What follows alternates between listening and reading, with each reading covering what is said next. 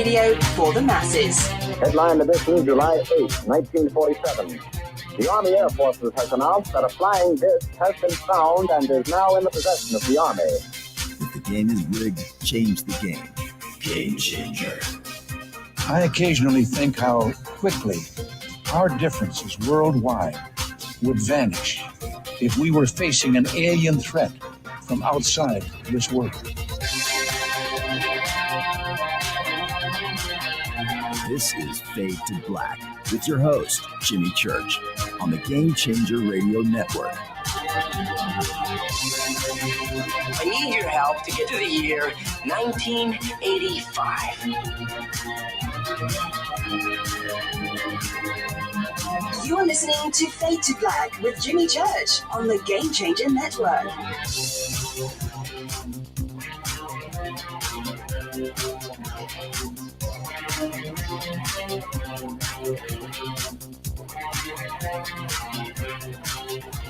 Good evening.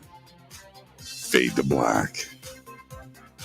Bespoke radio for the masses. Yeah, man, how you doing? Today's Tuesday, September 27th, 2022.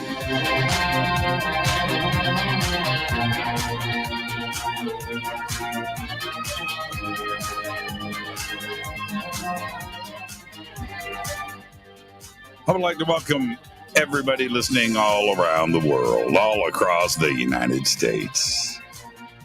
Hither and thither, to and fro, back and forth, up and down, east and west, north and south, far and near. This is Fade to Black for KJCR, the Game Changer, and UNX Network's Race Hobbs.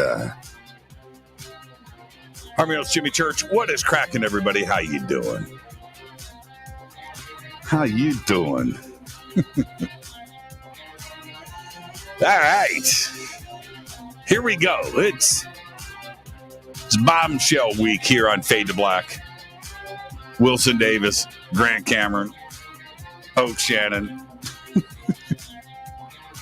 Richard Dolan tomorrow night.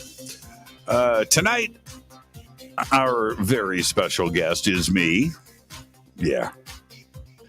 That's right, because tonight I'm going to take you on a 2.5-hour deep dive into the Wilson Davis document for night 2. Tomorrow night's night 3, Richard Dolan.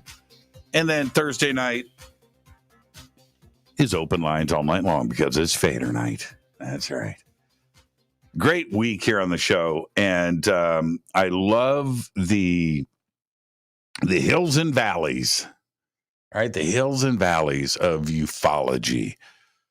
You know, the euphoria, oh man, the more euphoria. And right now we're on that euphoria wave, and it feels pretty good. And every time, you know, you got that low, and, it's like, okay, all right, what's next? And then boom, right? You just never know. It's great. I love this UFO community so much. So anyway, yeah, bombshell week. And now a little bit of before we start to get into this tonight. I was looking at the comments a little bit, had a very, very busy day today, but and plus setting up the show and getting prepared for tonight. I was checking email and I was going through some of the comments. And one of the and I know that this is there, and which is why tonight's show is happening. That no matter what, if you are a regular listener and participant of Fade to Black, you've heard of Wilson Davis, and you pretty much know what's going on. All right, so there's that. But there is a big segment of this community that doesn't know, haven't heard of it, and you're always in that danger zone because when you bring on somebody like last night with Grant Cameron, you bring Grant on, and you can't help it. You just go straight into this thing, and it's it's my fault, right? Where you don't do any prep and you don't explain what's going on, even though I felt that we did, but it's never enough, because I get that, because people are tuning in. I'm going, man, what the heck are they talking about? What's the excitement? I have no clue. And I get that. Okay. So that's what tonight's show is all about. We're going to do a deep dive into the Wilson Davis document. And coming off of last night's show, if you listened to it, didn't really understand what's going on. Well, okay, cool. You're going to go through tonight's show and hopefully go, well, that makes a lot of sense.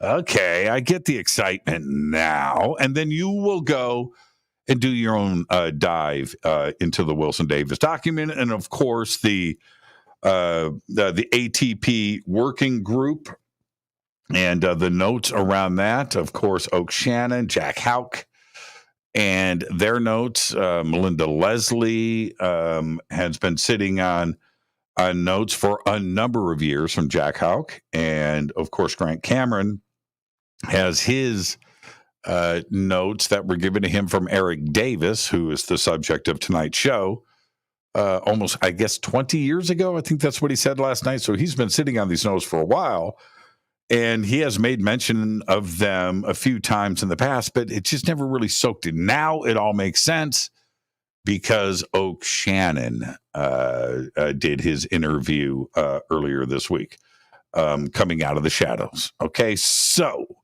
that is tonight's show, and we will. I'm going to go through page for page. And a note about tonight's presentation, by the way. So I went through today. I spent hours going through highlighting segments and bringing them up, and then I brought it over into the slideshow presentation. To import it in for the show tonight. And I was looking, I was like, it's not right. Not to me. And so I decided to do it a different way. And so 3 hours today, gone. That I'll never get back. But anyway, so I've got a better way to present it. But here's the thing. So, and my upsettedness today about that, I said, well, wait a minute. No, it wasn't wasted time, because you read through the document again. You pulled out your own highlights, the things that stand out for you on every single page, and you've done a thorough review, something that I probably wouldn't have done or wouldn't have to have done if I would have gone with the way that I'm presenting it now, and I wouldn't have read, So I got to do my homework, is what I'm saying. Yeah. It was a big coffee day today. So anyway, that's going on tonight. We're going to do a 2.5 hour deep dive into the Wilson Davis documents. Now, I would ask all of you, I'm going to have it enlarged on the screen. You won't see me as much tonight because I'm going to have the screen take up everything. But if you want, you can go and download. It's all over the net, and you can go and get your own copies of the Wilson Davis document if you want to go and do that too as well. I should have posted it up and had a PDF ready for everybody, but I didn't. I just thought it's pretty easy to access. So Zenzabil, Genocide, everybody that is moderating, you have the ability to post links in the chat.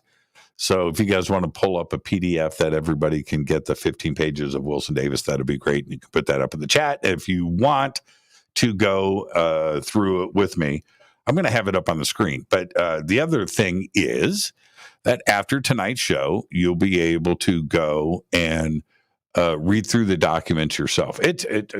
Going through it today, and I've read them so many times, and just going through it again today, page for page, it is absolutely gobsmacking insane. the Wilson Davis document. So, okay, there you go. Tomorrow night, Richard Dolan is with us. Thursday night, it is open lines all night long. Coming up, I will be hosting and emceeing the Conscious Life Expo this February 10th through the 13th at the LAX Hilton. Tickets and info at consciouslifeexpo.com. Links are below. April 7th through the 14th, 2023, I'll be hosting and presenting on the Hidden Secrets Seminar at Sea Cruise with Scott Walter, Adam Apollo, Nick Pope, Brad Olson, and Vivian Chauvet, and many other fine and great speakers. I want you to get your membership to the UNX Network. Now, coming up, also, Halloween is the big gala event over at the UNX Network. I will be hosting it. We will be doing it here on Fade to Black. And, of course, this is network-wide over on the UNX Network. So we've got a bunch of things going on, and I will speak more about it as it gets announced and gets launched. But I think there's going to be, some ghost hunting. It's Halloween. It is the anniversary, the 1-year anniversary for the UNX Network. And so it's a big event, and that will be going on Halloween night, coming up in a month. I cannot believe Halloween is here. It has been a year since last Halloween. Last Halloween, I've got Shaw, the Loon Witch, is going to be with us again, and I think this will be the 8th year. I think Shaw is going to be with us, and chatted with her earlier today. So that's coming up in Halloween. Last Halloween, Lisa Reed was here for Halloween night. I did the show, and Lisa gave out candy. I forced my friend of 40 years to give out candy alone just so I could do the show. Man, I'm feeling bad about that. Hey, Lisa, you want to come over for Halloween again this year? All right. I hope she just said yes. I know she's listening. The text is going to fire up here in a second. Go ahead, Lisa. Text me. There you go. All right. So get your free membership to the UNX Network over at theunxnetwork.com. The links are below. And right now, Eden Pure. Right here. Eden Pure. Just sitting here, cleansing the air in the bunker. Right before showtime tonight. The heat has come back. And I came in here. Okay, so hold on for a second. So this is what I had to do. This is why I love Eden Pure. Okay, so see this? This is a USB 3.0 extension, right?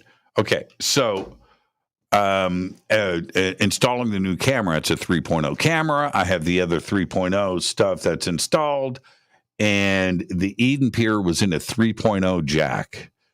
And I had to unplug it to get something else in. And so meanwhile, last night, I should say, going into today, I didn't have any Eden Pure. I didn't have any Thunderstorm running. This arrived today. So now I'm all good. Anyway, I had to come in here today. I went, what's going on? Oh, no. I went like 12 hours without Eden Pure, and it was immediate. It was just like that. So this morning, I sacrificed a keyboard and unplugged that. It's right there. It's in the dark. That keyboard is not lit up. And just so I can get my Eden Pure plugged in. Now I've got this, and then tomorrow everything else will get plugged back in. But I noticed it right away. I was like, where's that fresh smell? Where's that thunderstorm, spring, fresh thing? And I've got it plugged in. I came in to do the show tonight. I'm back to normal. I panicked. That's how much I love the thunderstorm. There it is, USB port. That was the thing right there. I could have plugged it into the wall, but then I can't show it to you, right? All right. Plus, it's got to sit here. It's got to sit right next to me, right here in the studio. 3-pack special going on. Fader 3 is the promo code. That's all you got to do. Click on the links below. You get 3. You save $200. You get free shipping, and you get one for each room in your house, right? So there you go. Link is below. Eden Pure Thunderstorm. Follow me on Twitter at JChurchRadio. The Sandbox is hashtag F2B on Twitter. We don't bite. Any questions or comments during the show? Pop it up right here. Hashtag F2BQ. It's right there, right in front of me. And I haven't had any questions in 21 hours. Kim Jellin. Yeah. Oh, I guess that's yesterday. Oh, so no questions today. 21 hours seems like forever in Twitter time. All right. Let's get to the breaking news. NASA's Artemis 1 moon rocket left its launch pad for safety's sake last night, only to encounter a bit of drama after arriving at the vehicle assembly building. Artemis 1 completed the nearly 10-hour trip to the VAB at about 9:15 a.m. Eastern Time this morning. But just 2.5 hours later, a small fire broke out inside the building. Employees were evacuated, and there are no reported injuries. The VAB is completely fire safe, and the Artemis 1 vehicle was not at risk, according to the Kennedy Space Center officials. Is it jinxed? Is it jinxed? I'm just saying, is it jinxed? Is this thing ever going to get to the moon? Well, check this out. Jonathan and Diana Tebbe, that's Toebbe, Tebbe, pleaded guilty for a second time today to federal charges that they tried to sell secrets about U.S. submarine nuclear propulsion systems to a foreign country. The couple originally pleaded guilty in February, but a judge threw out the plea agreements last month after deciding the sentences were too low. So the Tebbes of Annapolis, Maryland, seemed to be the typical suburban couple before they were arrested last October for scheming to sell secrets about Virginia-class nuclear submarines to a foreign country. That country turned out to be Brazil. Okay, go figure that one. At the time of his plea, Tebbe said that he sent a package to a foreign government listing a return address in Pittsburgh that contained a sample of restricted data and instructions for establishing a relationship to buy additional restricted data. However, Tebbe said that he began corresponding with someone he thought was a representative of Brazil, but was really an undercover FBI agent. Here's the lesson learned.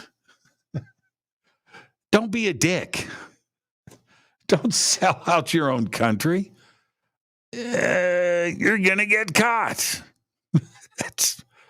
Oh, man. FBI agent. There you go. All right. CERN is back in the news. That's right.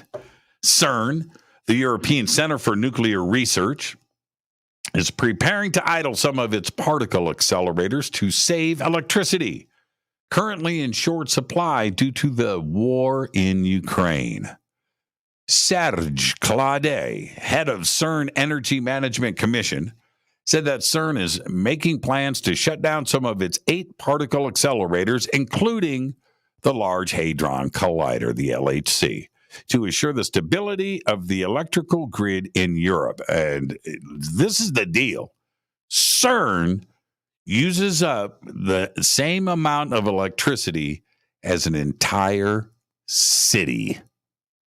The proposal is expected to be presented to the governments of France and Switzerland by the end of the month. Britain's Royal Navy, this is crazy. I've never known about this. Britain's Royal Navy will dismantle a World War II shipwreck with 1,400 tons of bombs. That's right. Capable of causing a Thames tsunami. The SS Richard Montgomery has been at the bottom of the Thames estuary in Kent for 77 years, with fears it would explode at any moment. Why they're doing this now, why nobody thought about this in the past, I have no idea. Now suddenly they think it could just explode at any moment. 1,400 tons of bombs. They say it would create a 5-meter high, 15-foot high wave that would cause mass damage and loss of life. Now, since August, last month, 77 years later, right?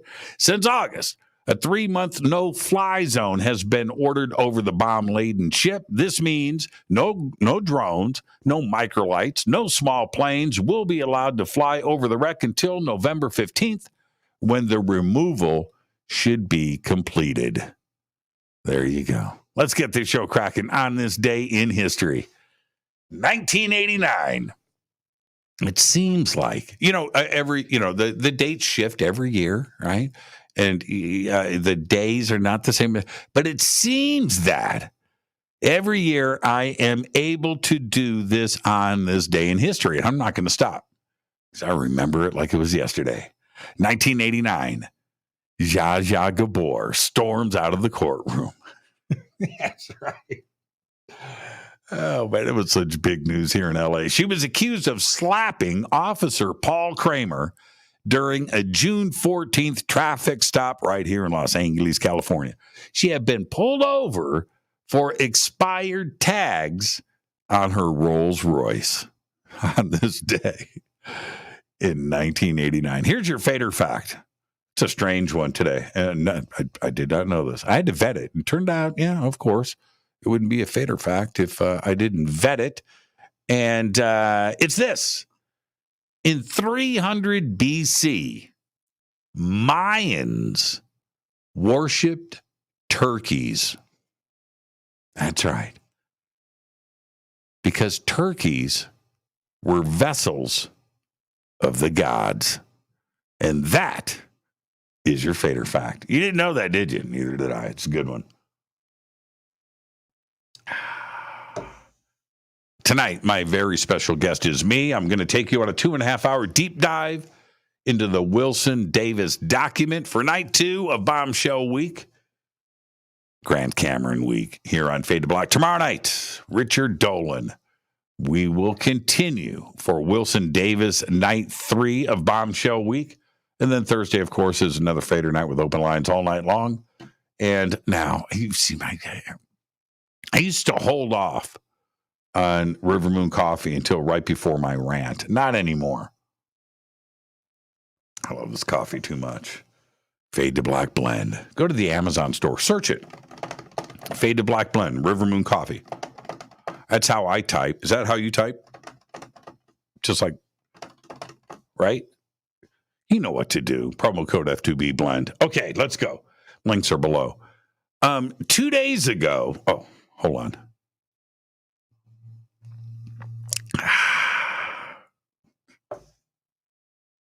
You heard that growl, didn't you? Right there. You heard it. You heard it. That's it. You just got to live with it. That's just crazy to me. I've got something living in the rafters, man. There's Zsa Zsa. What's up, Ken Priest? 2 days ago, I was putting stuff in the back of my Jeep in a shopping center parking lot when this voice, I'm not making this up, by the way, this voice, hope he's listening right now, this voice from behind me said, "Fade to black." What? I got stuff in my head. And I turn around and I meet someone named Mint. Yeah, that's right. Cool guy, by the way. Also drove a Jeep. So we stood and talked. And he told me that he grew up in Palmdale and that strange things are always up in the sky. And of course, I told him that this is why I moved here. And we both laughed. And then he proceeded to tell me about the 90s. Now, check this out. This is what Mint told me. I've heard a lot of sighting stories. Never one like this. He said that throughout the 90s, and it has since stopped, but throughout the 90s, in the skies over Palmdale was the daily and nightly testing of black hexagon craft. I said, hexagon? Triangle? No, he said, stop sign. Hexagon. What? He goes, dude, everywhere all the time. No noise. I said, how big were they? And he said, from here to the building. And that was about 30 yards. So that's 90 feet. And I'm picturing, I said, dude, big hexagon craft. And I said, really? We all watched it every single day. And he goes, dude, Star Wars, just hexagon craft without making noise. Now, I have not been able to get this out of my head. Now, I've been looking now, that's 20 years ago now, at the end of the 90s, right? 1999, 2000, 2022. He said it was throughout the 90s. And this is the other thing that he said that was very interesting. But think about that hexagon shape. Have you ever heard of a report like that? And people here in Palmdale, man, this is testing. This is their job. This is what they do. They're not going to be talking about it. They're not going to be taking pictures. They're not going to be no. This is a different world here. But here's the thing. I mean, for me, he goes, everything happens after dark. He goes, man, when I was a little kid, I grew up on the north side of Lancaster, and my dad worked at Edwards Air Force Base. And he said over on the north side of Lancaster, in between Palmdale and Edwards Air Force Base, everything was jumping off all the time. Just insane technology. He said down here, Palmdale, the hexagons. And I was like, wow. He said, but it's after dusk. Yep. Cover of darkness. That's when that base fires up. Note to self, right? This is Fade to Black. We're going to be talking about all that tonight with the Wilson Davis Document Deep Dive. I am your host, Jimmy Church. Stay right there. This is Fade to Black. And right after this short break, I'm going to come back and jump straight into it. You stay right there. Tonight, night 2, Bombshell Week. I'm your host, Jimmy Church. This is Fade to Black on the Game Changer and UNX networks. Be right back after this short break. Stay with us.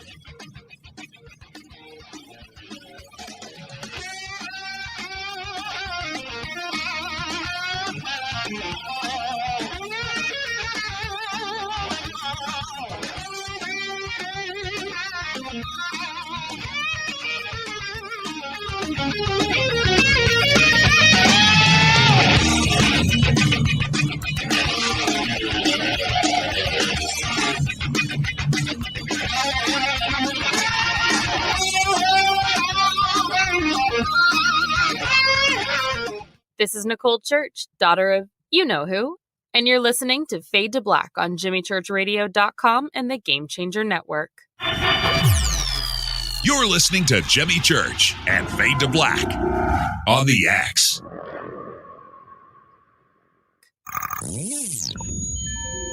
You're listening to Jimmy Church, Fade to Black.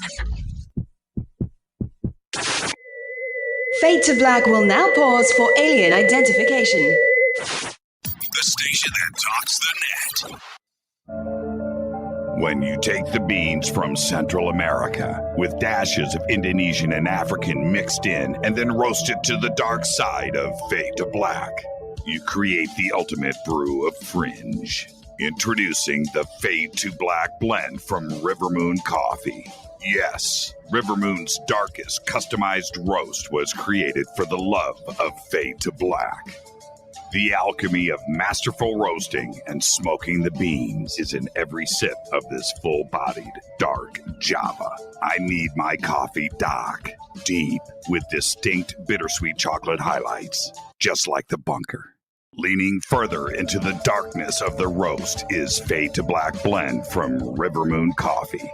Just click on the banner at jimmychurchradio.com and use the promo code F2BBLEND for 15% off of your order today. This is the only way forward. This is Fade to Black. Make contact. This is Jimmy Church of Fade to Black, and you can get our podcast for just $2 per month. All you have to do is click on the podcast banner over at jimmychurchradio.com. Hello, Fadernauts. Jimmy Church here. You've seen me with my thunderstorm. Now you can purify the air in your home and get healthy, clean, fresh-smelling air and eliminate odors just like I do right here in the bunker. The Eden Pier Thunderstorm uses oxy technology that naturally sends out O3 molecules into the air, which seek out odors and air pollutants in your home and destroys them. It's called a thunderstorm because it purifies the air just like after a thunderstorm. And right now, you can save $200 on an Eden Pier Thunderstorm 3-pack for whole home protection. With this special offer, you're getting 3 units for under $200. Seriously. Go to EdenPureDeals.com and use Fader3. Shipping is free and it's easy. Just scroll down. You'll see my name right there, Jimmy Church. Click on it and get your deal today. That's EdenPureDeals.com. Do you have an interest in the paranormal? Then you'll love the UNXNetwork.com. The X is your streaming audio and video for everything supernatural, strange, and mysterious, like UFOs, Bigfoot, ghosts, and so much more. From hosts like Jimmy Church, Whitley Strieber, Micah Hanks, and Christina Gomez. Visit the UNXNetwork.com show page for a complete list of all the paranormal programs you'll find on the X. Be sure to follow us on Twitter for updates at KUNXDB. Follow our Facebook group, UNX Network. Find the podcast on Spotify, iHeart, Audible, and Apple Podcast. It's time. It's new. It's the X. 9 out of 10 geneticists agree. Fade to Black is not your father's radio show on the Game Changer Radio Network. Hi, this is Rob Reiner from Anvil, and you're listening to JimmyChurchRadio.com. What's up? I'm Chris. What up? This is Kyle Manson. You're listening to Jimmy Church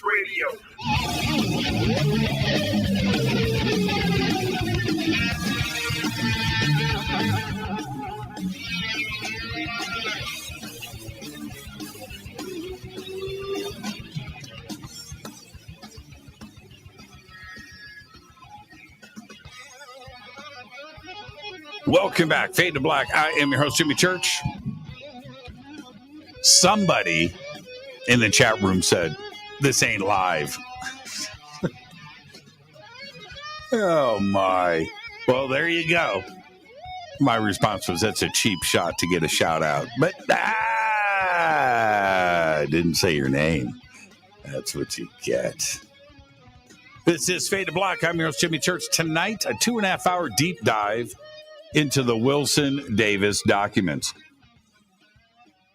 I've got plenty of coffee brewed up. I am going to need it. A 2.5-hour presentation is a long thing.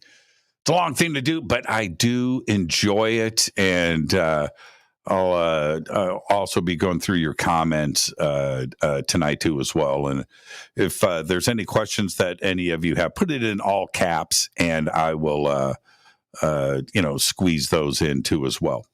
Now let's get to the history of the Wilson Davis document. The document itself, and I'll get to page 1 here in a second, but the document itself is dated 10/16/2002. We have been, we have been talking about the Oak Shannon notes and the Jack Houck notes. We did that last night, and I know that Grant Cameron is over on Spaced Out Radio, I think right now, continuing his discussion. Earlier today, Melinda Leslie and Nicole Sackich and Grant Cameron did like a 3 or 4 hour run through on these notes. Once again, very important.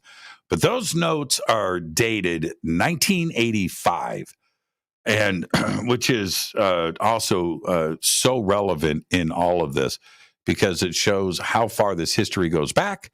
And of course, the notes are centered around the ATP working group. And now I'm not going to get into the notes specifically tonight. Tonight, I am going to focus on the Wilson Davis document itself.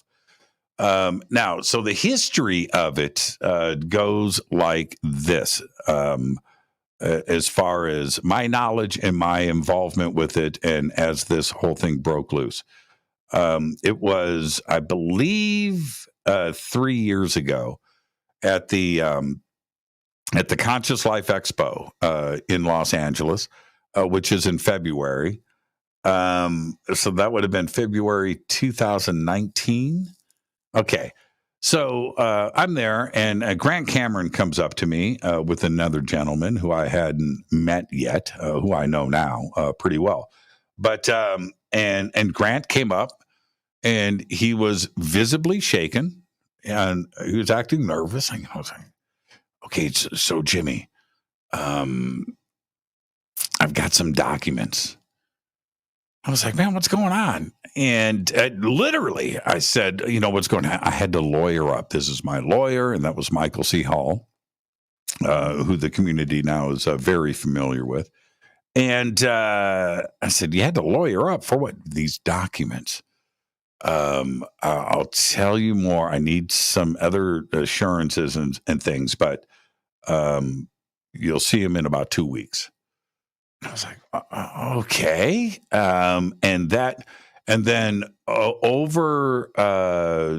immediately after that, I was sent the documents, and that when and my memory, and I have to go back because I went to look, I've changed email servers like 3 times. And so I've got different archives of my emails on different hard drives. But I did go back and try to find the original email, and I haven't found it. But it's there. I'm more concerned about the date because of when it was sent to me, because my memory says that I didn't open up the email for a couple of weeks. Like, you know, it was a strange email, and there was things that were, and you know, I'm just paranoid about that stuff and viruses and things. But so finally I get around to doing it. And I opened up the email, and I was like, you know, and I do the download, and I'm reading through it, and I was like, is this what Grant was talking about? And for some reason, and I don't know why, but I called Richard Dolan, and there was like a conversation that happened that day. Anyway, so I called Richard. I said, you got these documents? He said, I do. Have you read through them? And he said, I've been. And so Richard and I read through the documents page for page and making mental notes to each other about the documents. The next, after I hung up with Richard, I called Grant, and I said, Grant, are these the documents? And he said, I don't know. Are they? I don't know what you're looking at. He's being so evasive. I said, well, it's this thing. It's the Eric Davis, and he's with an admiral. And he goes, those may be the, you know, where did you get them? I said, I got, you know, this email. And he goes, okay, all right. Well, I think they were released, and they're out. And I was like, what's going on? Are these the documents or not? And Grant confirmed, and then told me a little bit about the background of it, that they had come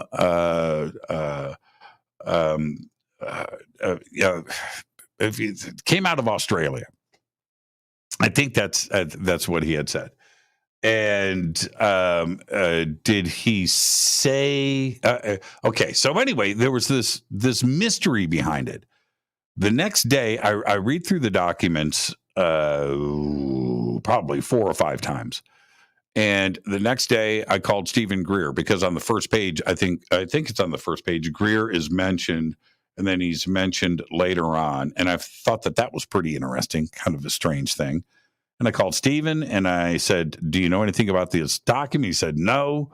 How did you get it? I said, "Man, it was sent to me anonymously. I don't know.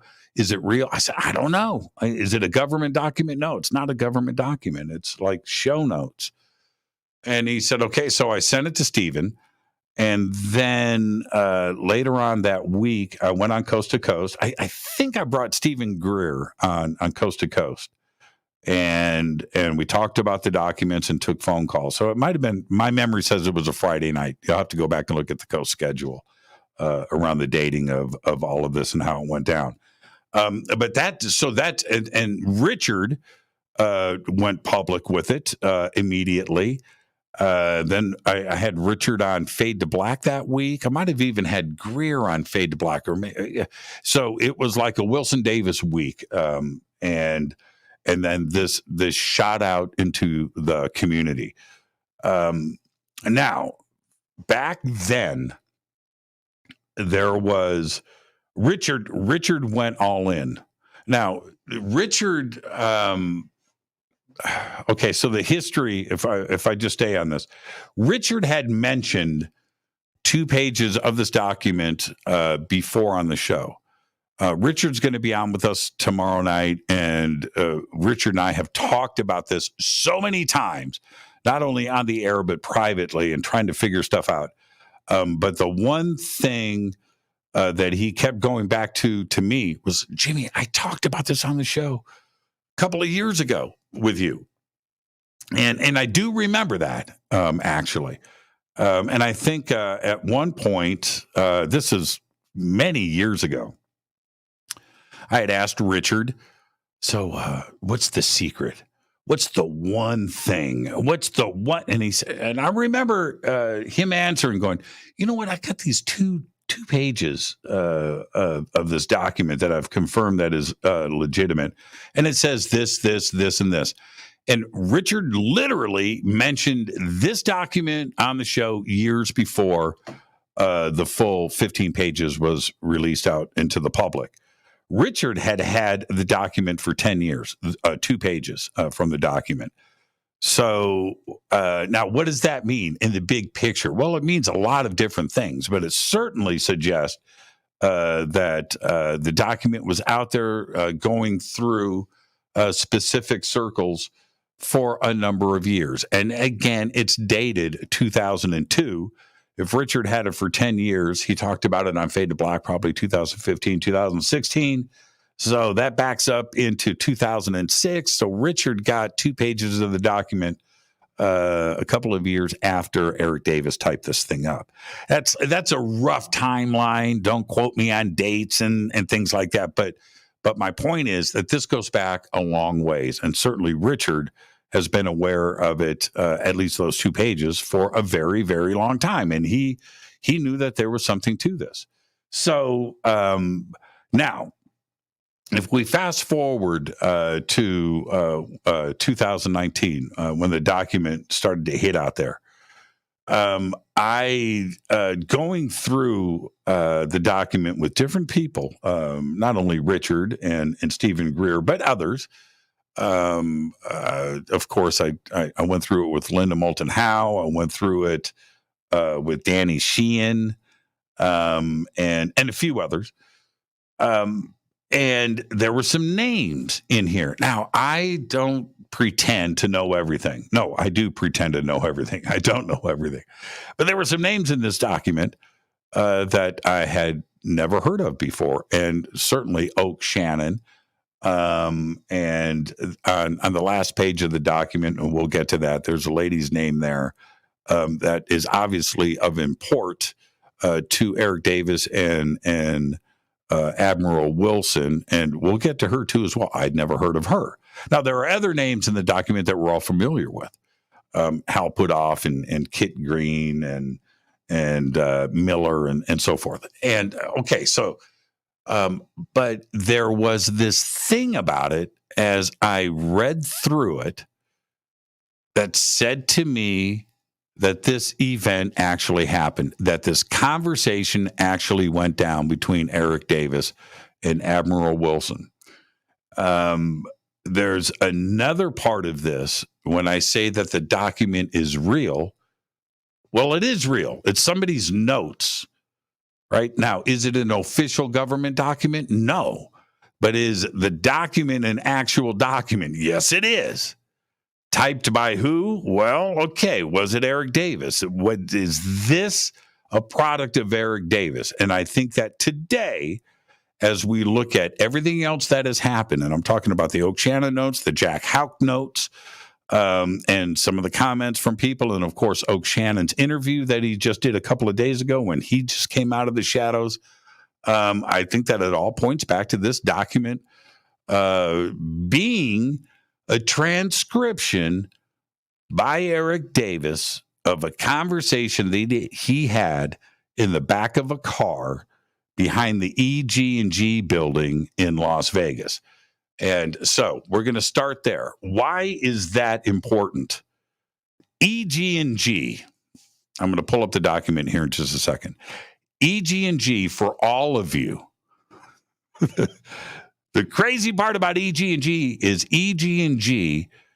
is at McCarran Airport in Las Vegas, where an airline run by EG&G called Janet Airlines takes off and lands every day at McCarran Airport with workers to and from Area 51.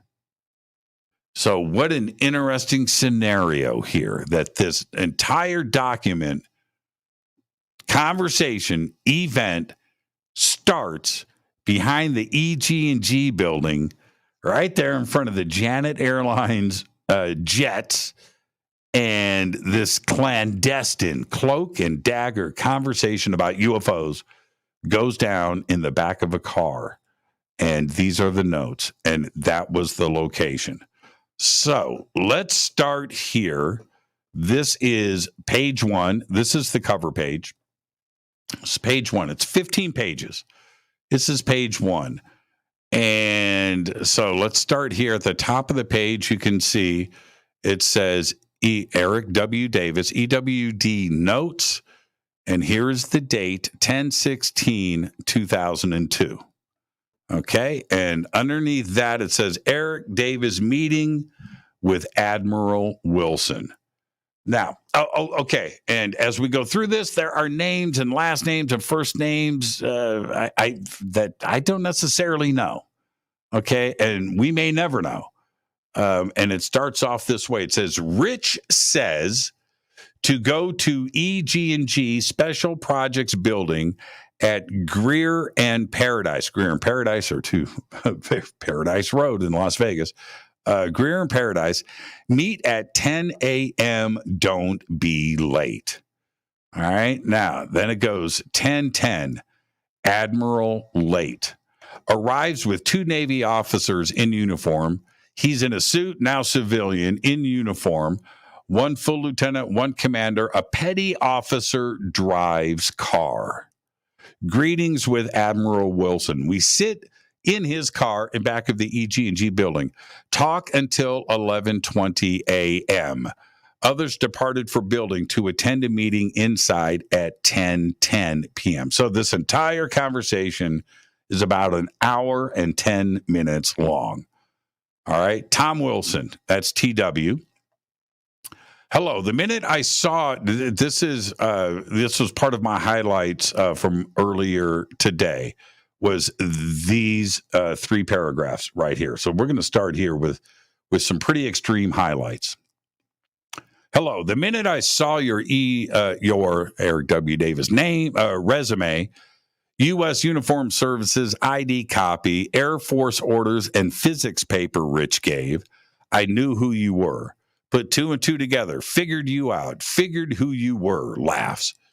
You don't want to talk about my career or DIA history, Defense Intelligence Agency history. Eric W. Davis, EWD, says no, actually not. Tom Wilson, I recalled a phone call, and here is where things immediately get interesting.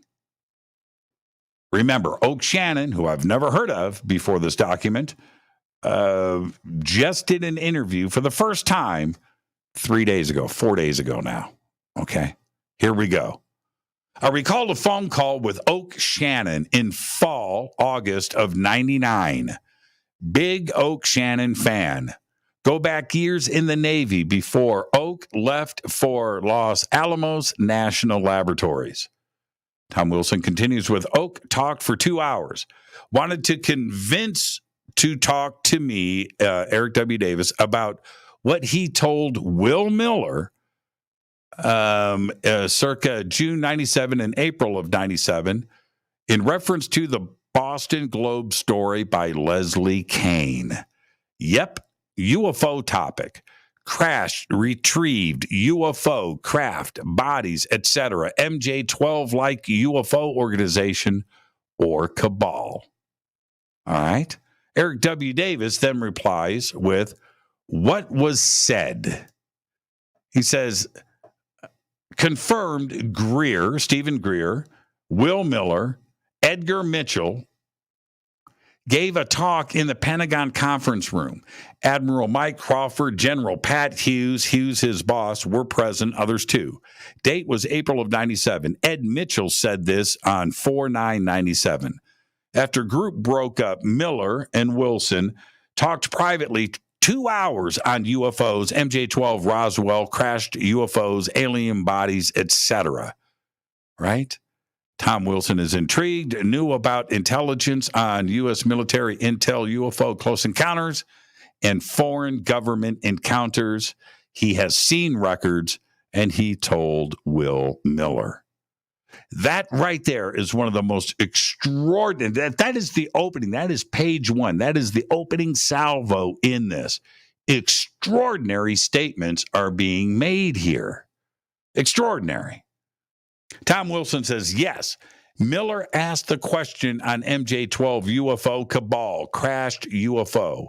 Confirmed he called Miller circa late June 97 and told that he, Miller, was right.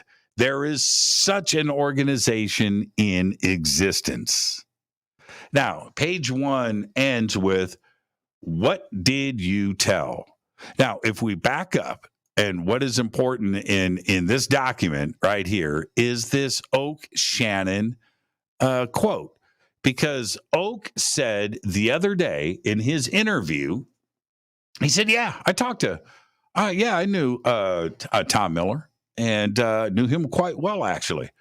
And he called and wanted to know about Eric Davis.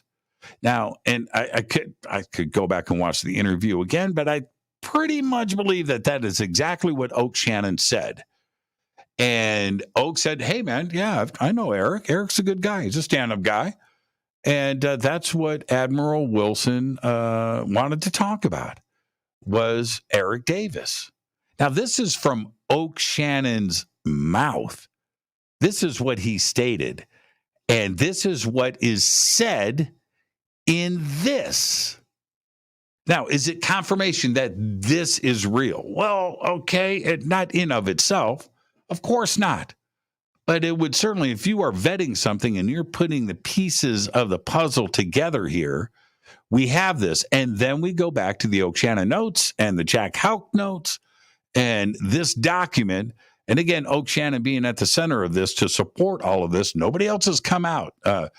Admiral Wilson, sort of. He's been contacted by a couple of journalists. He is denying all of this. And of course, he says in this document that if any of this goes public, he's denying that he ever met Eric Davis, that he ever knew Eric Davis. He will deny that this conversation ever occurred. And we will get to that later, which, of course, is what happened, because when the document came out, people reached out to Admiral Wilson and wanted to know. Now, here's the question as we head to a break, and we're going to continue on to page 2, is that are the UFO hearings going to happen in 2022? We're now at the end of September. October 1st is happening in a couple of days. So we've got 3 months, October, November, December left. 1 quarter, right? Left, quarter number 4 in 2022. Are we going to get additional UFO hearings on Capitol Hill, either in the House or in the Senate? I don't know. But I think it would be very interesting if Eric Davis and Admiral Wilson, retired, get called forward as witnesses to testify and talk about this document, because this document is now part of the record with the House subcommittee. Okay, let's take our break right here. This is Fade to Black. This is an extraordinary week. I think that Oak Shannon coming forward, very courageous. I don't think that he had any idea that this was going to happen. His name being talked about all over inside of the UFO community. And I want to make one more point. This is point number 2, that the UFO community always gets it done. All right. Now, this document did make its way through Gallagher and made its way into the House subcommittee and the UFO hearing and was put into the record. Yes, that is great. But it was the UFO community that brought this document forward. Nobody else, not the government. No, not the Navy, not ATIP, not the UFO task force, the UAP task force. No, none of that happened. Oak Shannon coming forward, that wasn't because of the House. That wasn't because of Marco Rubio or Gillibrand. No. Or anybody else. Mellon, right? No, that's not what happened here. This is going on because it's members of the UFO community, and specifically Richard Dolan, Grant Cameron, and Melinda Leslie, and others that have done this. So you really need to think about that. And that's why the UFO community is important. And no matter what happens, it's the UFO community that will be moving forward. Never forget that. This is Fade to Black. I am your host, Jimmy Church. Tonight, a 2.5-hour deep dive into the Wilson Davis document. That's right. Bombshell week here on Fade to Black. I'm your host, Jimmy Church. Stay with us. We'll be right back after this short break.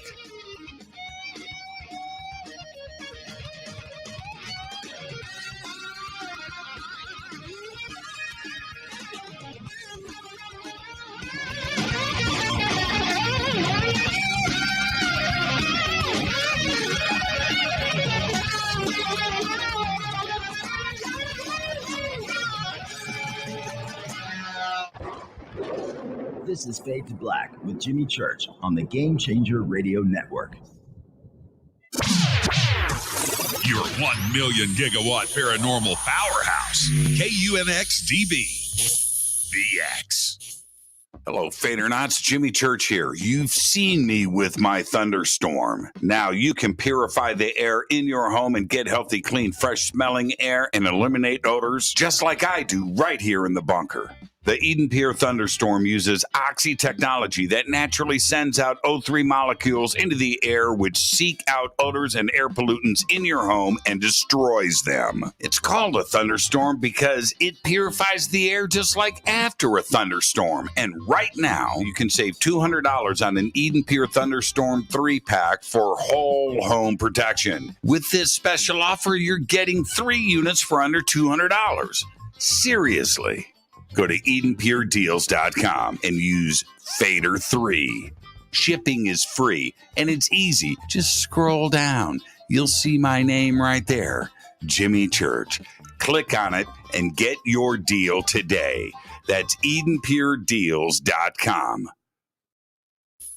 This is Billy Carson, founder and CEO of ForbiddenKnowledge.tv. ForbiddenKnowledge.tv is the fastest growing and one of the most watched networks in the world. And I would like to personally invite you to check out our expanding library of TV, film, lectures, and special presentations. ForbiddenKnowledge.tv has over 6,000 videos covering lost history, health, UFOs, spirituality, and our future. We are committed to our community, and with my personal invitation, you can right now get your own free 30-day membership at ForbiddenKnowledge.tv.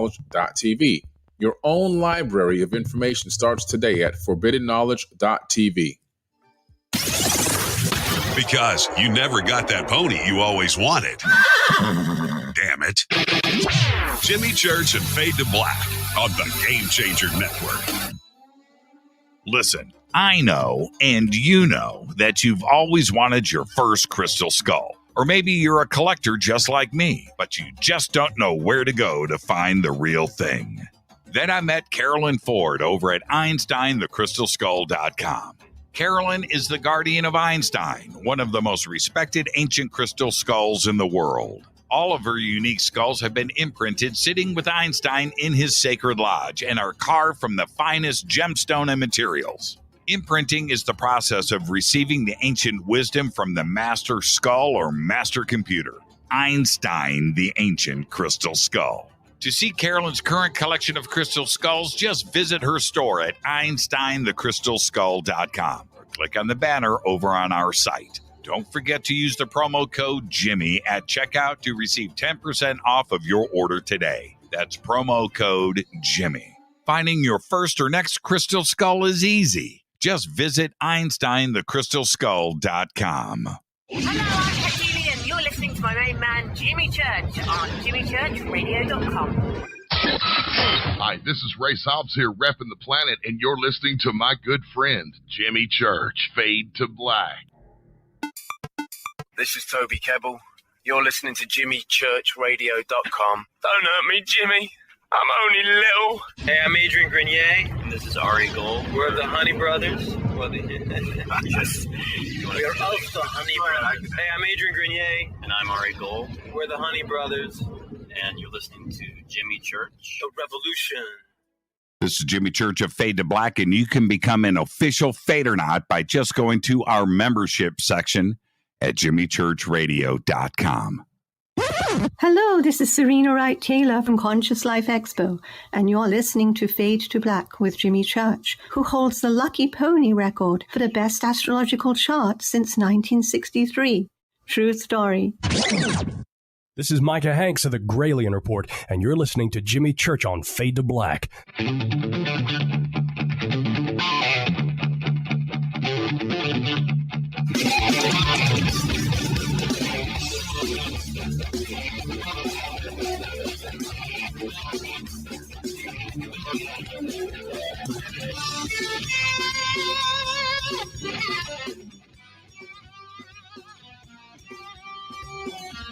Welcome back. Fade to Black. I'm your Jimmy Church. Tonight, special guest is me. 2.5 hour deep dive into the Wilson Davis document. And again, you know, the confusion out there in the community. What did we? I just did an entire segment on what this document is, where it came from, and its importance. And if you came in late to the show, you got to go back and listen to it. I'm not going to review all of that, number one. Number two, I also stated in the beginning of the show that this is now supported by other documents that have come forward. The Oak Shannon notes that Grant Cameron has had for 20 years that were given to him by Eric Davis, who wrote this document. Okay, so there was that. He got those documents from the Oak Shannon notes from Eric Davis 20 years ago. Melinda Leslie has had Jack Houck's notes of the ATP working group meeting that happened back in 1985. And her notes are now part of this too as well. And Jack Houck and, of course, Oak Shannon were part of this ATP working group that took place in 1985. We did a complete overview of all of that and revealed those documents last night on the show. If you missed last night's show, now you can go back and watch that and understand how all of this supports each other. There is a fourth part to this chessboard, and that is Oak Shannon, who I just pointed out, whose name is on the first page of these notes and is mentioned later. He has now come forward and done an interview, and that interview is also out there on the internet. You can go and watch that for yourself. It's all very fascinating. This is a huge bombshell. And Richard Dolan, who went all in the very beginning, saying that this document is probably the most important UFO document of the century. It's big words. Richard went all in and took a lot of criticism by saying something so bold, but he knew things that the rest of you, including myself, just did not know about. Richard does his own research. He's got his own contacts and relationships out there, and he has had his own independent conversation and confirmation about this document and when it was written and when it was originally distributed. So that being said, let's go to page 2. At the bottom of page 1, and you can see here, you can see the 1, right? There's the 1. This is the bottom of page 1, where Admiral Wilson, now Eric Davis is a physicist. He's been a part of the UFO knowledge base. He has worked with different groups inside of the government as a physicist. I think his specialty has always been propulsion systems and wormholes and the physics behind that and space travel, other things too as well. But he has been at the center of UFO research. So there's that part. Rear Admiral Wilson at the time was the deputy director of the Defense Intelligence Agency. That was in 1985 during the working group J2. And a very important person in the government and, of course, in intelligence, the Defense Intelligence Agency. At the time of this conversation in 2002, he was retired.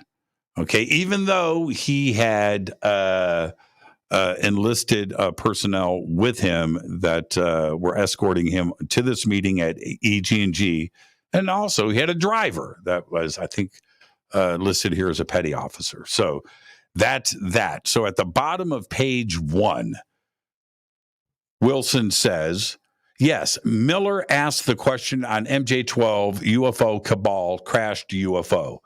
Confirmed he called Miller, that Admiral Wilson called Miller around late June 97 and told that Miller was right. There is such an organization in existence, some type of MJ-12 UFO cabal. And then Eric W. Davis asked this question: what did you tell? Now, let's go to the next page. This is page 2 of the document. You can see it right there. There's page 2. And check this out. He says, Admiral Wilson says, I found it where I looked, who I talked to, but did not name everyone. That's it. Eric Davis says, I show Miller letter to me, Eric W. Davis, dated 4/25/2002. Please evaluate. He's got a letter with him, and he hands it to Admiral Wilson. I have the letter here, and we're going to go through that. Admiral Wilson laughs. Didn't tell Miller everything. Miller knows what I did in Pentagon Records Group search, but no more. Miller can make good, educated guess on who contractors has alien hardware. That's right here. Do not pay Miller. Sounds hard to pay for nice Florida home and private beach privilege. And they laugh. That's because of the content of the letter. We're going to get to that in just a second. Miller can give good advice on which defense companies to look at. That's all he knows. Change the subject. Okay, now we've got 1, 2, 3, 4 points all around Oak Shannon. Oak told all about J.A., doesn't trust J.A., a liar. AP-10 group meetings at BDM. Now, the ATP working group, that's the Oak Shannon notes that we went over last night, the Jack Houck notes from Grant Cameron and Melinda Leslie. That's the AP-10 group, right? The ATP. References Bloom's book. Talked about J.A., Bloom's book, his Oak's role there, who attended. That's the meeting that we talked about last night. If you missed it, go and listen to last night's show, and you can look at the documents. Oak briefed me on the whole BDM thing. That's the location where they talked about the RV program for 10 minutes. I know something of this RV remote viewing. Oak said I, Eric W. Davis, was a team player. And this is what Oak Shannon said the other day in his interview. And of course, it is part of the notes. Oak said that Eric Davis was a team player. I would keep my mouth shut. No media connections. I would obey all restrictions. Not in government. No clearances. But pedigree is excellent. Professional, personal references, very excellent. And now, what is interesting about this is exactly what Oak Shannon said the other night in his interview. Okay? All right. Now, the letter from Will Miller. Here it is. Now, you look here. It's from Florida. There's the address, right? Eric W. Davis, CEO, Warp Drive Metrics, Las Vegas, Nevada. Dear Eric, this is from Will Miller talking, and I need to go back and reference what Admiral Wilson said on page 2, which was, do not pay Will Miller. Okay? Why would he say that? It's because of this letter. I must apologize to you and Hal Putoff, for not getting back with you sooner. The fog of war, current business activity, and losing your new email address all contributed to the delay, which I regret. All right, second paragraph. First, I must ask you and or Hal would be interested in meeting with Mr. Bob Beckwith in Tallahassee, Florida, the evening of May 30th. Bob has been invited to meet with the head of the Florida Academy of Sciences and the director of the High Magnetic Field Laboratory for a roundtable discussion of his, Mr. Beckwith's, force model of the universe and his planned experiments in LTT, levitation, teleportation, and time travel, among other subjects. I believe that the meeting date is now firm, but that will be determined in a conference call Thursday, the 25th of April. Next, let me respond to a few of you and of your and Hal's previous questions. Of course, Hal being Hal Putoff. I would be willing to assist you and Hal with your ongoing research into UFO crash retrievals and the entities within the government or outside of it that are involved in that business, with the following caveats.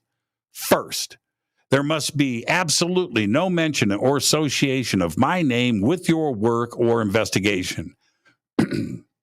I have absolutely nothing to gain from such association at this time, and possibly much to lose. Second, I would charge you only, there it is right there, right? I would charge you only for the actual time I spend putting together materials, references, or contact lists for you to pursue. I would expect that time to be minimal, since that initial information would not take long to put together, probably less than 8 hours. My standard rate for such work is $180 per straight time hour. Third, nothing I would provide you would be classified from a national security perspective, although I have held a top secret TS clearance with access to special. That's page 1. Let's go to page 2 of this letter. And it is this: compartmented information, SCI, and other special clearances for other programs. I currently do not work in the classified realm, nor do I hold these clearances. As I discussed with you, only by means of working on a current classified government contract and having the need to know, and thus requesting my previous clearances be reinstated by DOD, I again work in the classified realm. Now, all that said, and pending further discussion with you and Hal on your ultimate objectives for having such information, I could provide the following. And there's 5.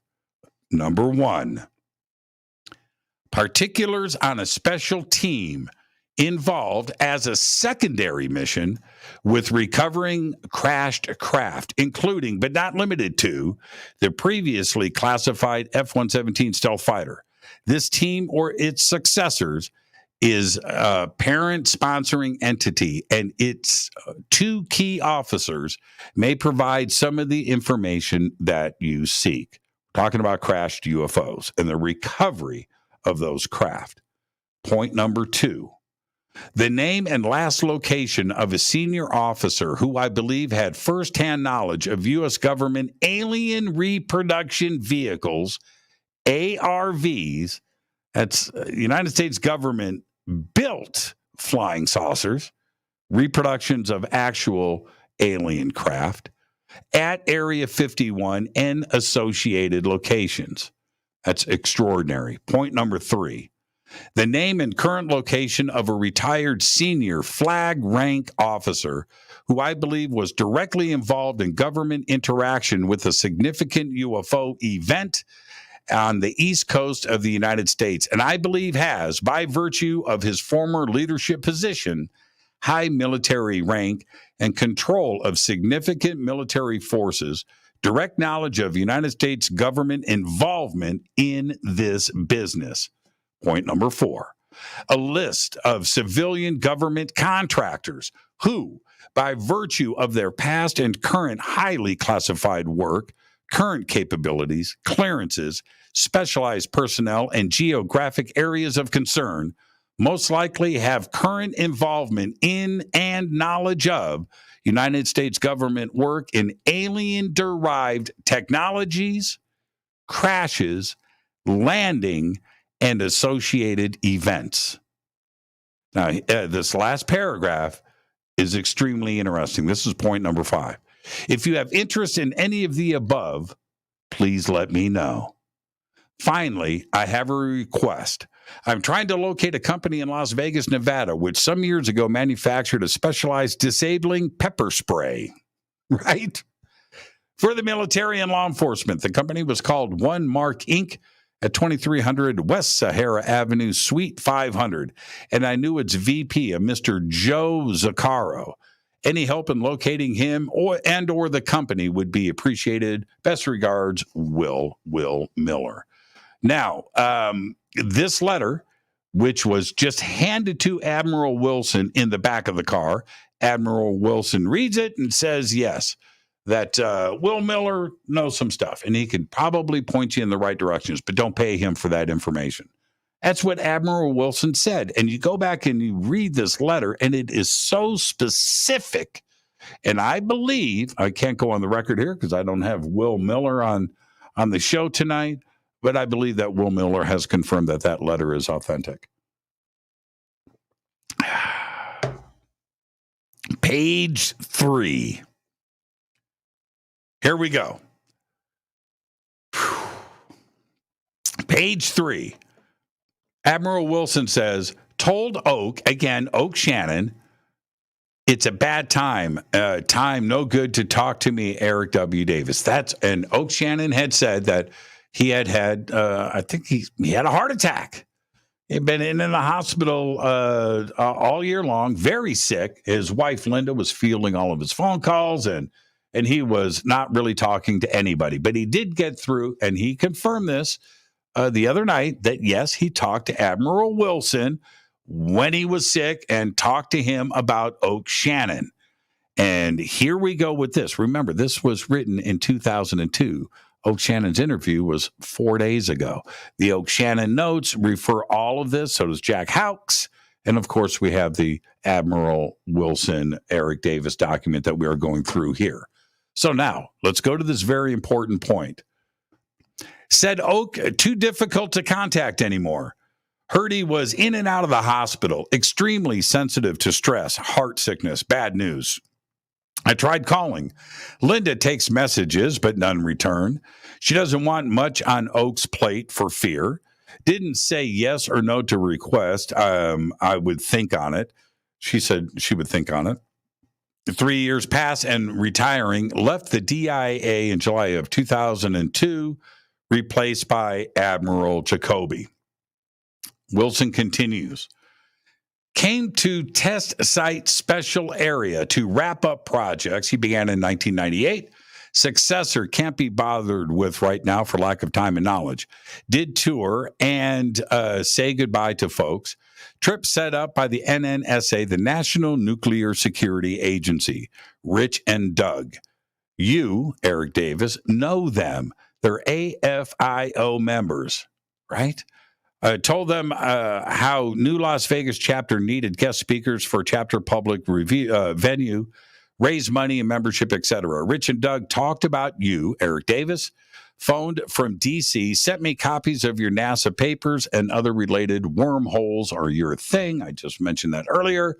Sent PAC Air Force orders, United States ID, Lockheed slides, some reports I wrote for NASA.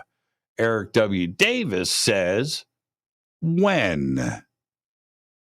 Tom Wilson replies, September, after Labor Day. Rich and Doug told me I should talk to you about DIA careers, discuss history, mission, my career in that, etc. I knew better later when I saw your papers and stats they provided. Remembered Oak phone call and what he sent me, what he said about you, Eric Davis. Again, this paragraph supports what Oak Shannon said the other night when he came forward. Eric Davis says, what did you do with it? And here it goes. Head office do background checks. Doug and Rich offered to, but I wanted my own data to be sure. AFIO vouched, AFIO people, DC people now in Vegas vouched for Eric Davis. Wilson continues, gave deep, serious thought. Recalled Oak's call in 99. Oak really supported me, Eric W. Davis, and had good arguments. Eric W. Davis says, what were they? Tom Wilson replies, wouldn't talk to press. Eric Davis didn't have loose lips. That Eric Davis wouldn't talk to the press. He wouldn't talk to groups, UFO or other such. No media connections. Not talk to Miller or Greer or related folks. No vested interest in publicity, money, fame, or notoriety, etc. Eric Davis replies, we spent time discussing my background, answered his questions on my Air Force, NASA, and related work and interests, history with Air Force jobs, and what I did, education, career choice, etc. No mention of NIDS. That's right. Bigelow. Eric Davis worked for NIDS. Oak mentioned NIDS, in 99, but that's all that was said. This, obviously, Tom Wilson is mad because he says he's very furious, very angry about Miller, Will Miller, the previous letter that we just read. Facial expression, tense, angry voice. He said that Will Miller violated personal and professional trust, especially amongst intelligence colleagues and Navy officers. There's Navy camaraderie among officers, a brotherhood. And that's page 5. Now, we're going to be headed towards a break here, but we've got to get to this part here because, and we'll pick it up after the break, but Admiral Miller is pissed off. Eric Davis says, how? How did he violate the camaraderie, the trust? Miller says, Miller told Greer, Stephen Greer, their conversation. Who knows whom else he and Greer told? Eric Davis note, Miller told Edgar Mitchell, who only told me in 1999. And then Tom Wilson replies, then he talks to Leslie Kane and Boston Globe articles came out. Not sure what he told Kane, but articles referenced me, Tom Wilson. Furious. Got calls from all over. Eric Davis says, what was their nature? Tom Wilson replies, sarcastic, stupid jokes, stupid comments, comments of surprise and derision that I would be talking to UFO nuts, nutty UFO groups, etc. Eric Davis says, who was making these comments? Tom Wilson says co-workers, flag officers in the Pentagon, lower staff, civilian SES people, people in intel community I work with, got calls about articles and didn't like it. Tom Wilson says, I'm taking a risk talking to you, Eric Davis. But he trusts Oak's word, and it's good with me, according to Wilson. We should have met Oak together face-to-face, but present health problems prevent that. That's too bad. So I'll take risk with you. All right. Now, there's one last point that I want to make here before we get to the break. And Tom Wilson, he goes back to Rich and Doug. Rich and Doug vouch for you. They say that your word is good with them. AFIO connection, important for trust. You, Eric W. Davis, know how to be a team player. He did a background check. Says background check clear. No derogatory items found. Korean record good, and Air Force trusts you. I'm running out of time, so let's go with this. If you blow my trust, I will deny meeting you. I'll deny everything said, won't meet with any more people without clearances to talk about this topic. Too risky because of security violation just by mentioning it. Very tightly held info. Absurdly close held subject matter. Never seen anything like this program in Black programs community. And then Eric Davis comes back with, okay, then, what happened in April and June of 1997? And this is the bottom of page 6. Wilson replies, after parting with Will Miller, a week later, he thinks, I made calls, I knocked on a few doors, I talked to people. It went on for 45 days. With that, let's take a break. This is Fade to Black tonight, our 2.5-hour deep dive into the Wilson Davis document. This is Blockbuster Week here on Fade to Black. Tonight's guest is me. Tomorrow night, Rich Nolan. Stay with me. I'll be right back after this short break.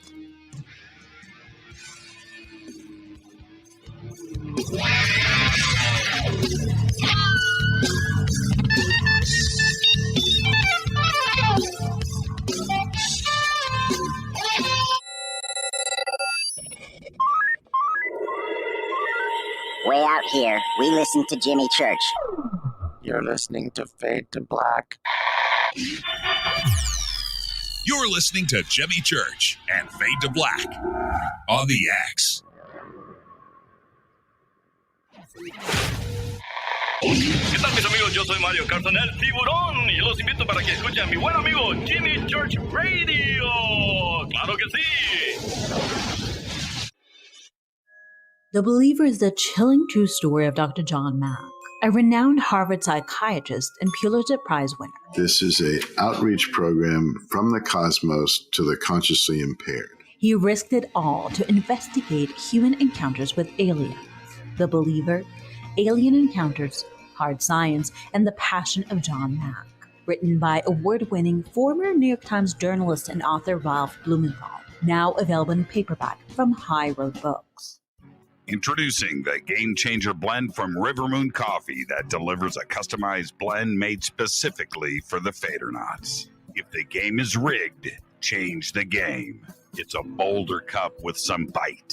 Game Changer is the coffee of choice for those that prefer an organic dark roast that is slightly lighter and milder, but it's still dark. With wild notes of pecans and chocolate with a rich, balanced, full-bodied cup that is roasted to perfection for a great coffee to start your day, as an after-dinner coffee or anywhere in between. Artisan, small batch roasted to perfection. USDA certified organic, all River Moon coffee is freshly roasted and packaged in the USA.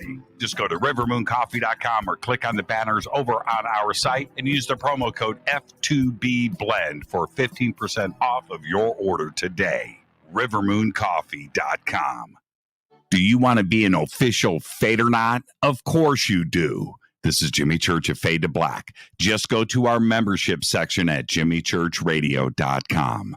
Badernauts, when you think about the future of our country and where we're headed, do you wonder about the food supply? I do. Disruptions in the food supply chain could be disastrous, and they usually occur with little warning.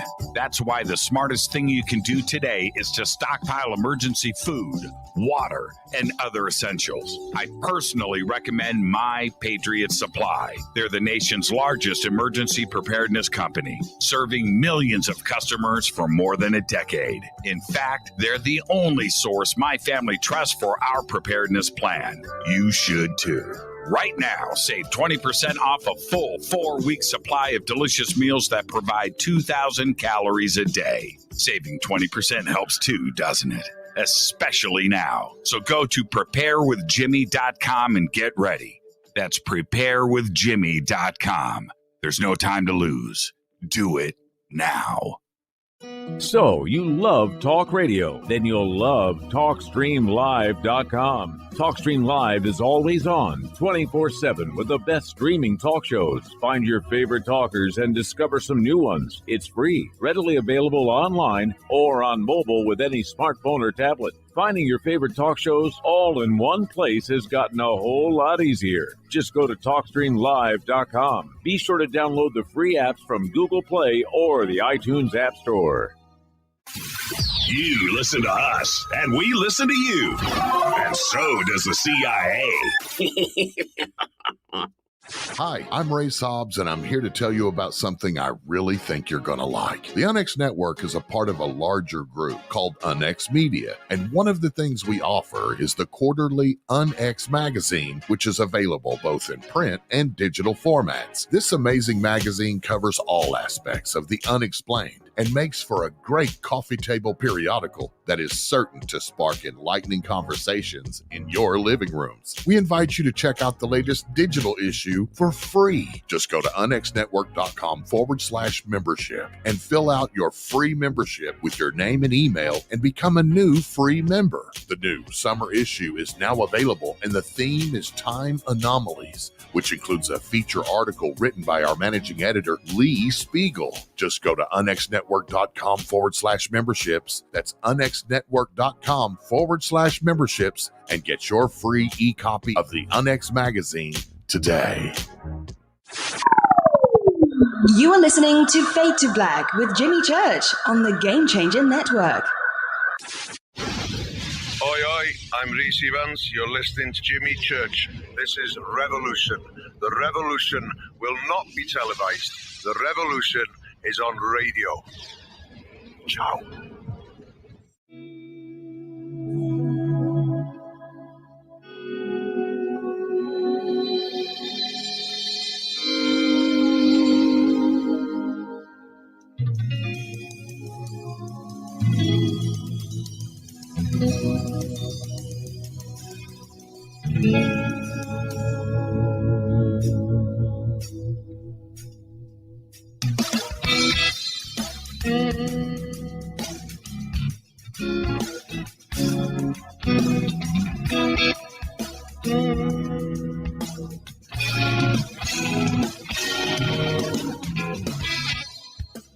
Welcome back, Fade to Black. I am your host, Jimmy Church.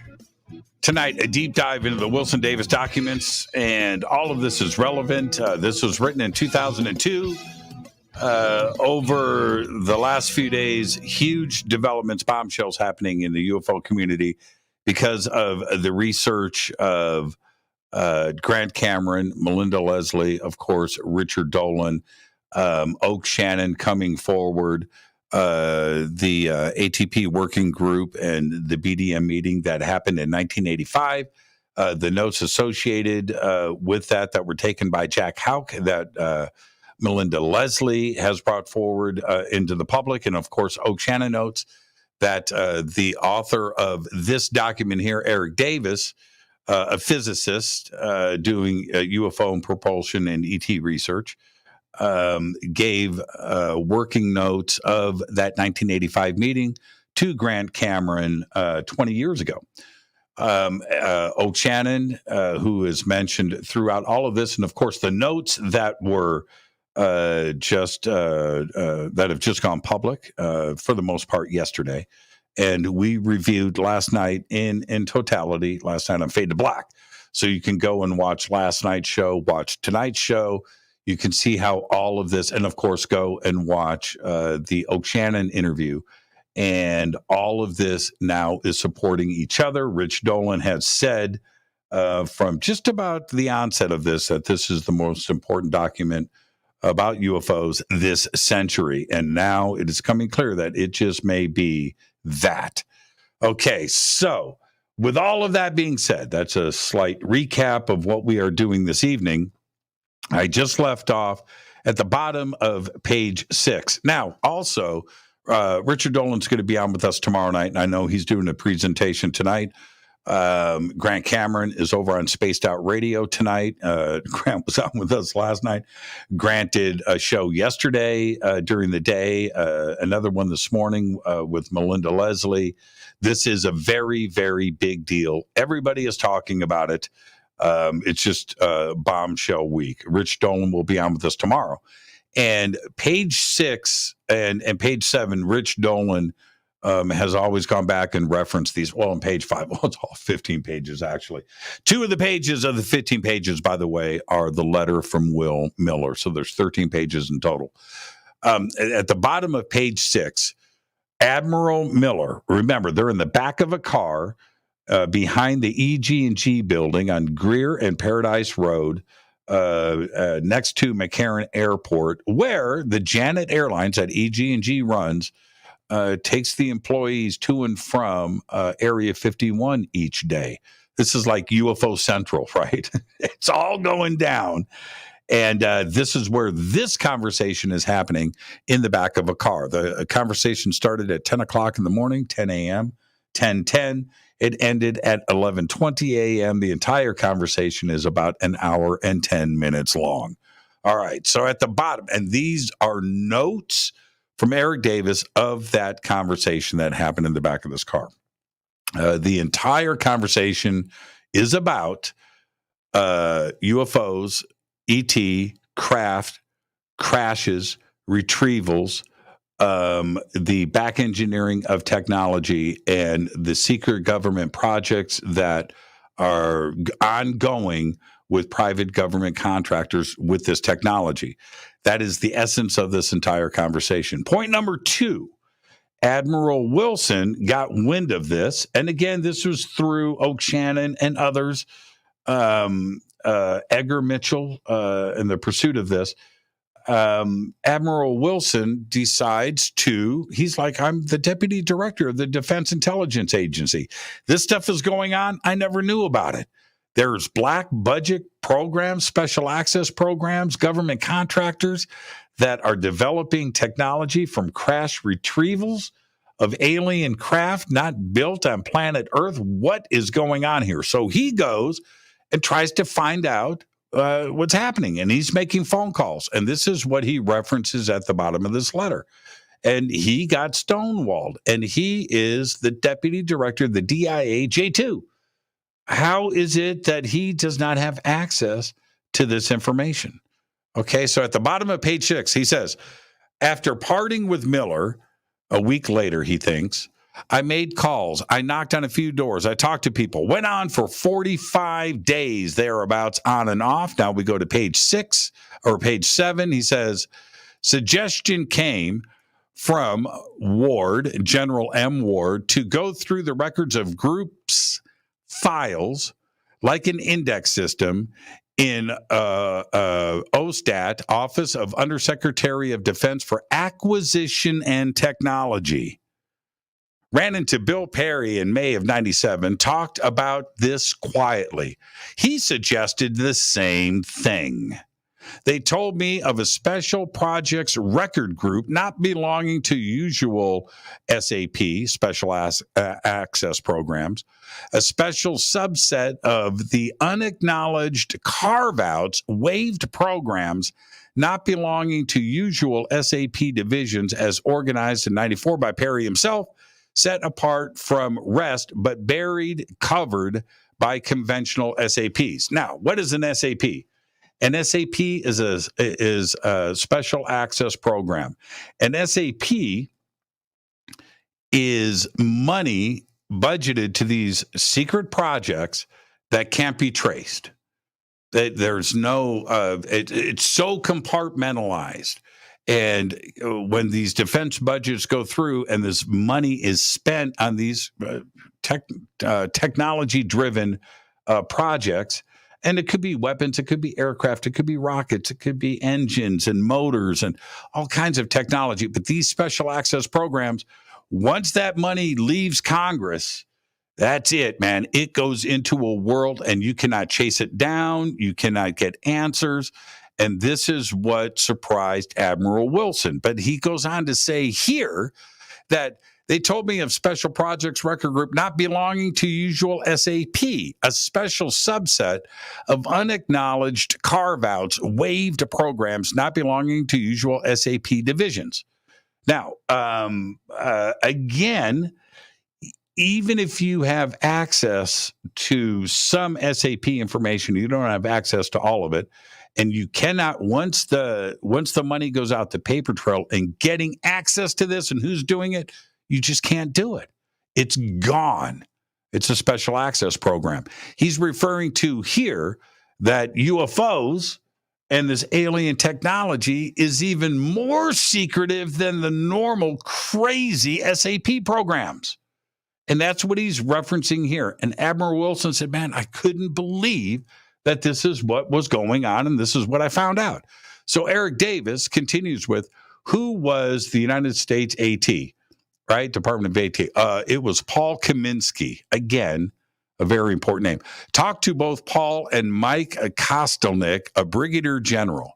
Mike Kostelnik, Eric Davis asked, in Paul's office, OUSDAT, Director of Special Programs in OSTAT, Office of the Undersecretary of Defense for Acquisition and Technology and Logistics, as reorganized by Perry in 94. Mike is also Director of SAPCO, Special Access Programs Coordination Office. Now, you would think that's where you would go to get answers, and especially as the Deputy Director of the Defense Intelligence Agency, right? Not so fast. Mike is a member and Executive Secretary to the SAP OC Special Access Programs Oversight Committee in capacity as the SAPCO Director. Mike is a member of the Senior Review Group. Tom Wilson was Deputy Director of the DIA. I just talked about that. Assistant Joint Chief of Staff J2 at that time. Boss was Director of the Defense Intelligence Agency, General Patrick Hughes. Tom Wilson continues. So, found the unusual record group. Read the index abstracts. Eric Davis says, budget info? No budget info. That is kept in a separate records audit for audit purposes. A security budget record is copied into a folder for the program. Talk to Mike, who said it was like 2 to 3 times the program budget, but there were times when it was set as high as 6 to 7 times of the core budget. Why? Because even though that's absurdly high, they can't trace this from year to year to year. So sometimes these budgets come in with the 4-year accumulation, 5 years, and the budgets seem really high, but it's because nobody can chase the numbers down. They're giving one lump number. Who told him that? Tom Wilson says, he didn't want to answer my question on that. I said I could find out something from Judy Daly. Judith Daly, who is she? She's the Assistant Deputy Undersecretary of Defense for Advanced Development, OSTAT. That's page 7. Now let's go to page 8. Judith Daly. Tom Wilson.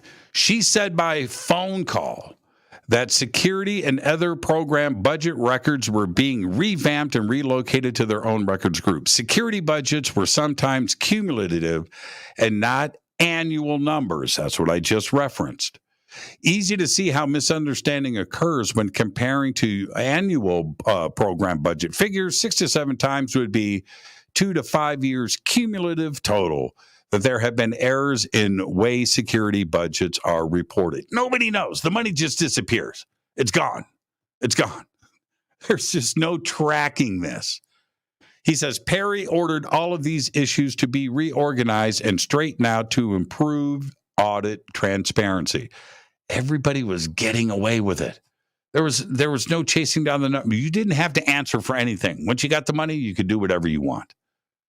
Eric Davis, change subject. So what special access program compartment did you find in? And then Wilson says, core secret. I won't say. Core secret. And this comes up a few times in this conversation. Core secret. That's it. That's a core secret. I'm not talking about it. Eric Davis says, code name. Tom Wilson says, again, won't say. Core secret. Who was, Eric Davis, who was the project contractor or the United States government agency that runs the program? Remember, we're talking about UFOs. Tom Wilson replies, an aerospace technology contractor, one of the top ones in the U.S. So now let's stop right there. Because when you read through this, what comes to mind? Lockheed Skunk Works, right? Possibly General Electric, Northrop Grumman, right? Raytheon. There's a few that are at that level. Boeing, right? But my smart money's on Lockheed Skunk Works.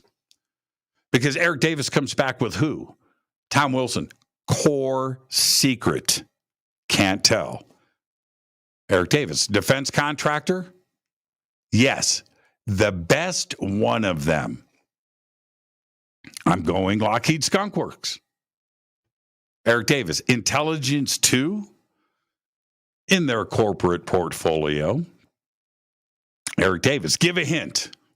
Tom Wilson says, sorry, no. Eric Davis, what happened when you found the contractor? And this is where it just starts to explode.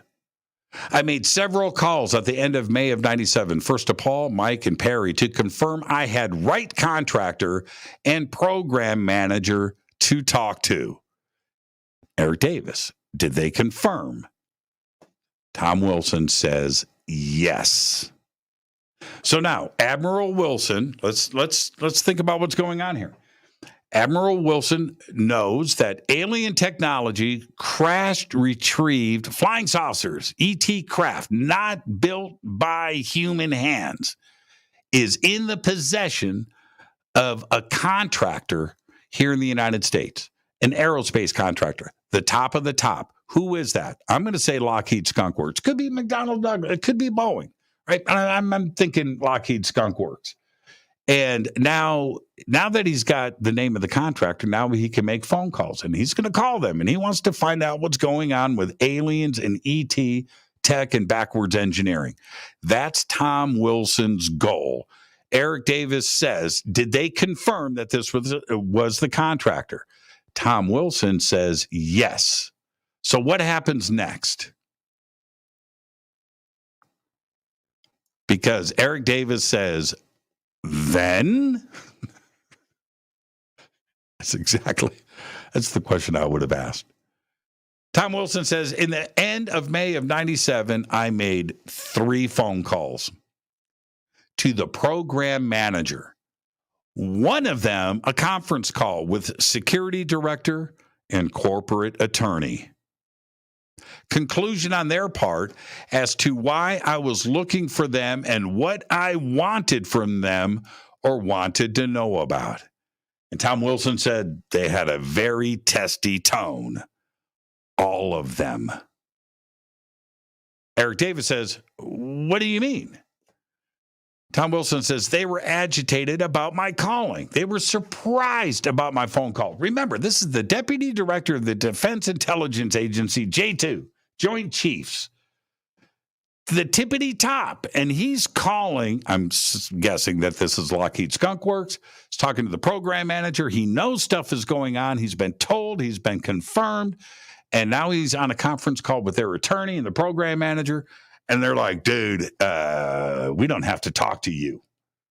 Why are you calling?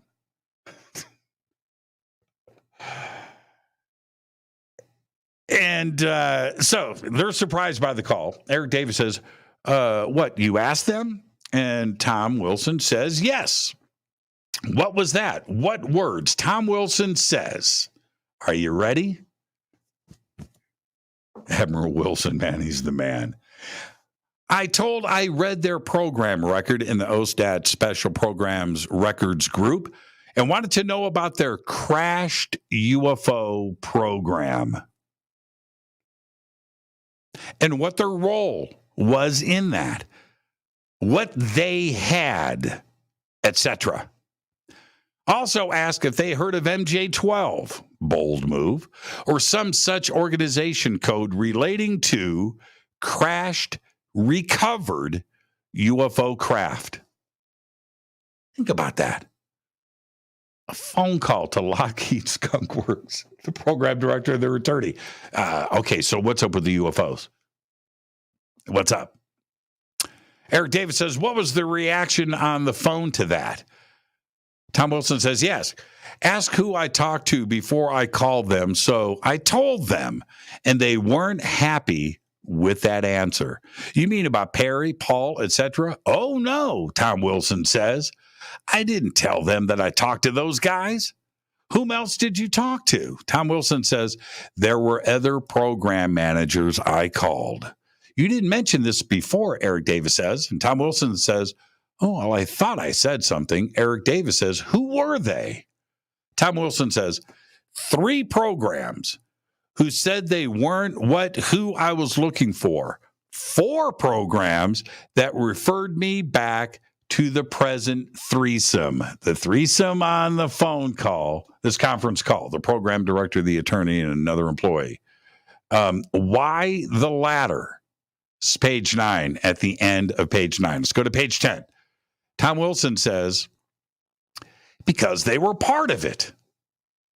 In different compartments, placed in different layers of the compartment's pyramid. Split up to do different things or parts of it. Compartmentalized. One hand doesn't know what the other one is doing. You only have a need to know with what you are working on that moment. Now, remember, and we look at we're going to continue here, but if you look at this in context, so you've got an alien craft, got a piece of it, whatever, propulsion system, communication system, maybe structural, metallurgy. You've got a piece of that. You don't know what it's from, right? You don't necessarily know it's ET. You don't. They say, what is this made of? What does this do? That's your job. You have no idea. That's compartmentalization. Another piece of the craft is with somebody else in another department, another company altogether. That's compartmentalized. And trying to chase all of this down, that's what Admiral Wilson wanted to get to. So it's placed in different layers of the compartment's pyramid, split up to do different things or parts of it. They're all in the same records group, but their connection to each other is not obvious. Typical thing, but it's unusual in records because you can't find it, right? Eric Davis says, what then?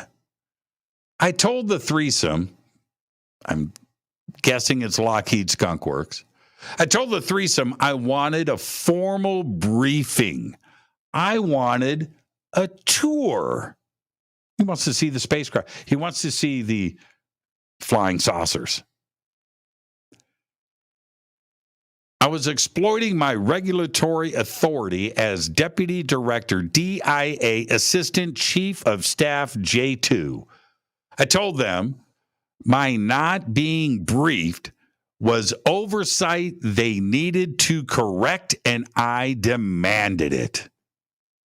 Right? Now, you would think, Deputy Director of the DIA, demanding, I want a tour, I want to see what you guys are working on, and I want to do it now. And that they would capitulate. Come on in. Okay, all right. We can't say no to you, right? Now, check this out. Tom Wilson says they needed to discuss this, his demand, so he hung up.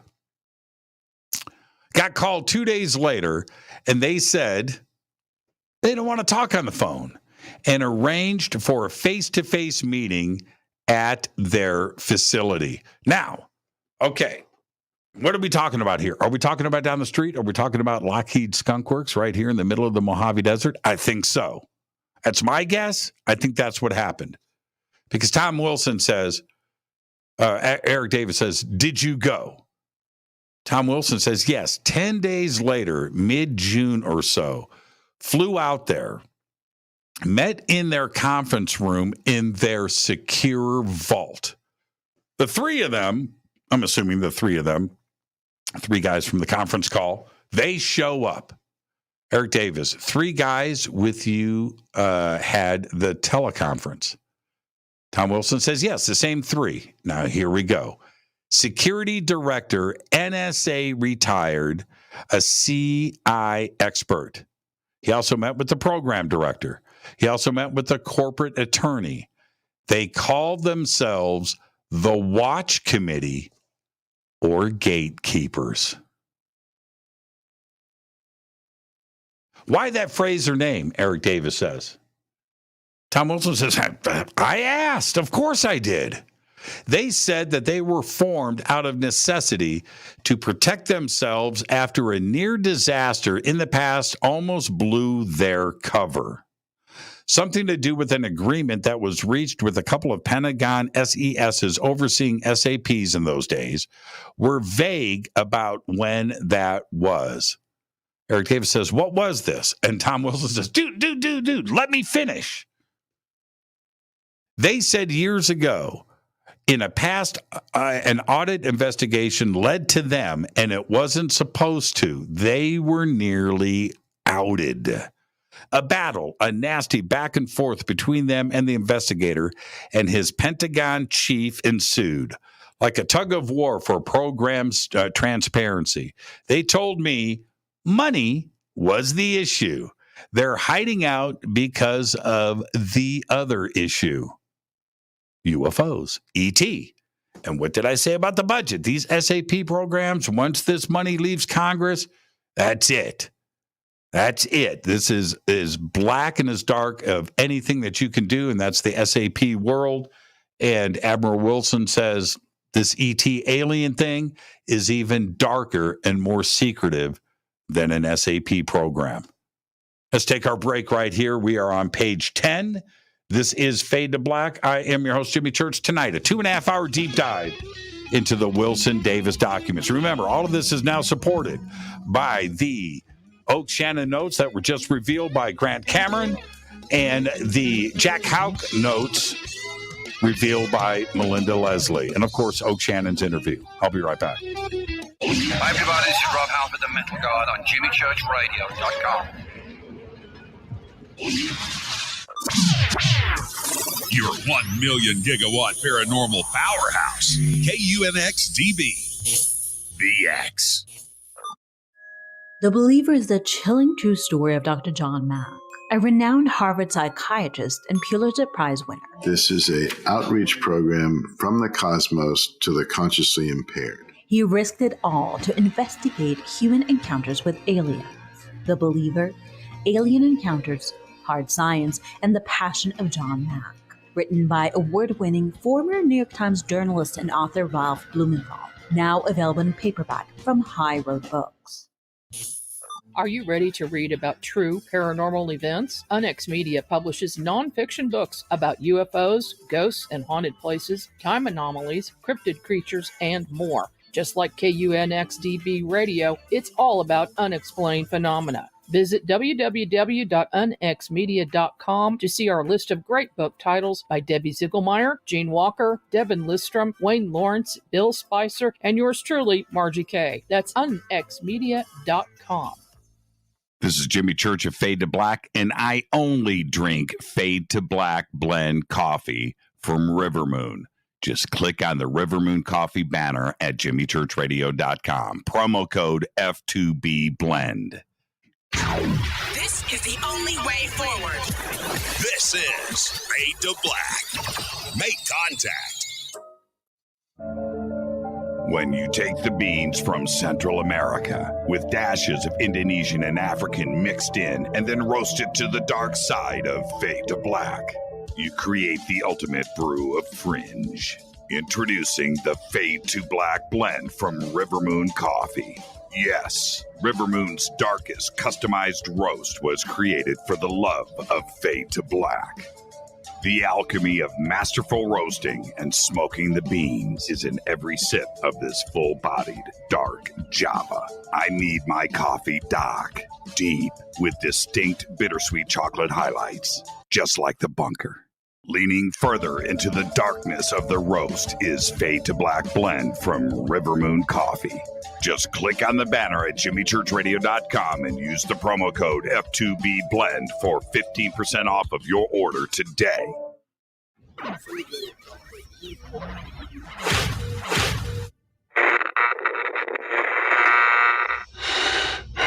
You want to know a secret? I love ponies. I really love ponies. I'm serious. I couldn't stay sane without ponies to brush. Why Fade to Black? Because you never got that pony, damn it. This is Fade to Black with Jimmy Church on the Game Changer Radio Network.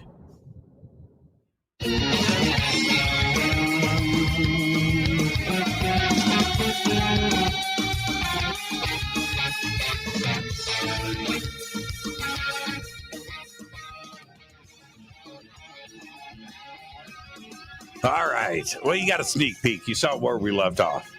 I'm your host, Jimmy Church. Tonight, 2.5-hour deep dive into the Wilson Davis documents. The document itself, dated 2002, and it's Eric Davis notes of a conversation that he had in the back of a car behind the EG&G building in Las Vegas, Nevada, at McCarran Airport. And EG&G is the company that operates the Janet Airlines that flies the workers to and from Area 51 every single day. And so here we are at UFO, Alien Central, Area 51 and Janet Airlines. And this conversation goes down between Eric Davis, a physicist who now works for Aerospace Corporation. Eric Davis, by the way, if you go back to Ralph Blumenthal and Leslie Kane's article that came out, year and a half ago. And in that article, Eric Davis is quoted at the bottom of the article saying that, I'm paraphrasing here, that he had briefed the Senate about crashed, retrieved flying saucers. That the United States government, that Eric Davis. So this conversation took place 20 years ago in 2002, and this is Eric Davis's notes between him and retired Rear Admiral Thomas Wilson, who at the time when he was deputy director of the Defense Intelligence Agency, went on a scavenger hunt, trying to figure out who had these alien craft, who was back engineering it, where the technology was, what kind of special access programs were applied to this, who the companies were, and what did we have and what did we know. And that was his pursuit of all of this, and that's what this conversation is about. Now, the reason why we're covering this tonight is because this week a few things happened. One, Oak Shannon, who is front and center in this document, came forward in an interview and spoke about Admiral Wilson, spoke about Eric Davis, and the conversations that he had about the both of them going back in 1999, which is referenced in this. Number one. Number two, Oak Shannon's notes of a working group meeting that took place over 2 days in 1985 about the alien ET presence and crashed flying saucers and research and development of the technology and the physics behind it. That took place in 1985. The Oak Shannon notes have now gone public. Also present at that meeting in 1985 was one Jack Houck. Jack Houck's working notes and minutes of that meeting were in the possession of Melinda Leslie, and she has brought those notes out public. All of them support, the meeting that took place in 1985, and also support this document that has been out now for about 3 years. Grant Cameron is at the center of all of this, not only with the Oak Shannon notes, but this document here that we're going through tonight that was in the records of Edgar Mitchell, who passed away, and this was part of his archive that was released. Center in all of this, too, is Richard Dolan, because not only Richard and I were sent this document at the same time and we reviewed it together, but Richard Dolan, previous to the document's reveal, spoke about 2 pages of this document on this program many years ago. But he only had 2 pages of the 13. And of course, there's the Will Miller letter that is 2 pages of this document as well. And there you go. So that's where we are. Now, back into the deep dive. I ended the next page, page 11, and the rest of the document really goes into crazy town. Again, all supported by everything else that has happened this week. I now believe that this conversation, this is my opinion, but I do think that this conversation happened between Eric Davis and Thomas Wilson, and that these are accurate notes. I believe that now with everything else that is supporting this document. That's my opinion. You do your own research. All right. Now, at the end of page 10, Tom Wilson says, let me finish. Okay. And this continues on page 11. He says, let me finish. They said years ago in a past audit investigation led to them, and it wasn't supposed to. He's talking about Lockheed Skunk Works. I'm guessing there, but I'm pretty sure that's who he's talking about. A battle, a nasty back and forth between them and the investigator and the Pentagon chief ensued, like a tug of war for program transparency, UFO, right? They told me money was the issue. They're hiding out because of the other issue, the UFO ET issue. All right, now check this out. This is page 11. Some kind of threat was leveled to blow the lid off of them, so they backed down and let the investigator in to complete his job, right? And he says they work very hard to keep the program hidden. So Eric Davis says, what happened with that? Tom Wilson says, he was officially briefed, given a tour, shown the program. Eric Davis says, did they show him a craft? ET craft. Or hardware they said was alien or from a UFO? We're not mincing words here. This is not guesswork about what this conversation is about in the back of this car. Eric Davis asked a very direct question. Did they show him, the investigator from the Pentagon, did they show him a craft? Remember, Lockheed Skunk Works, again, I'm guessing here, it's keeping all of this secret. They don't want people to know what they are working on. This is a special access program at another level. They want this completely secret. Did they show him a craft or hardware they said was alien or from a UFO? Tom Wilson says, didn't say more about that. They said after that episode of a formal agreement was struck with Pentagon people, the SAPOC, to prevent this in the future, didn't want a repeat. They didn't want another investigator coming back. They didn't want to have to show what the program was about. They wanted to run in secret. Special criteria were established in agreement, a special circumstance that must meet rigorous access criteria set by contractor committee.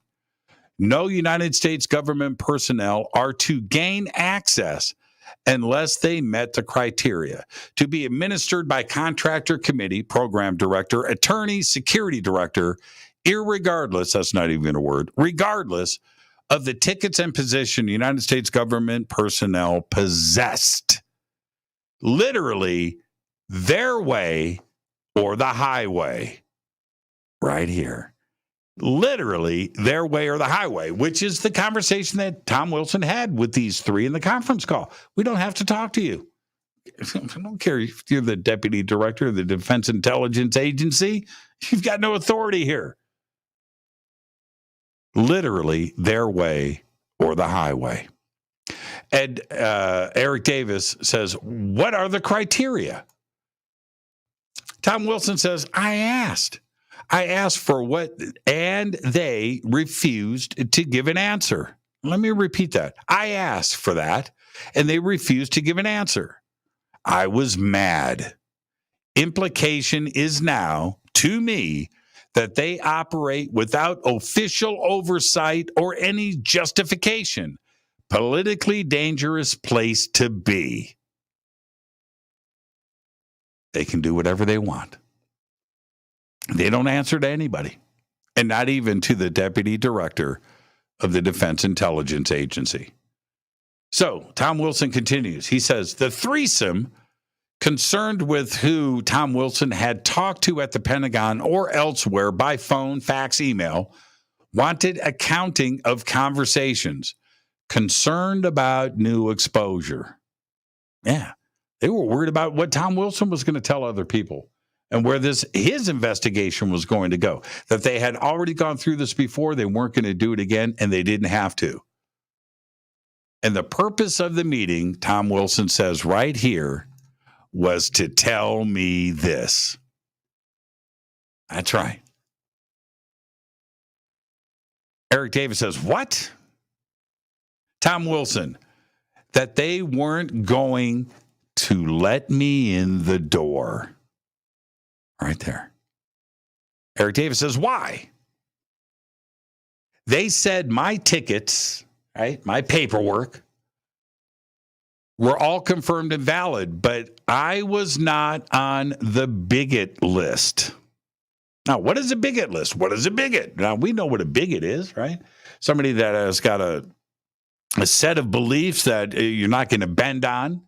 Right? You're not going to, there's a negative connotation behind that, right?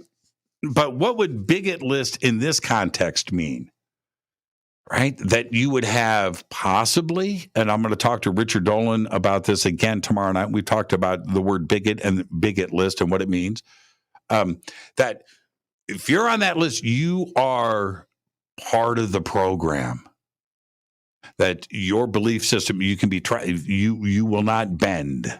Now think about that. The bigot list. Okay? Now think about this.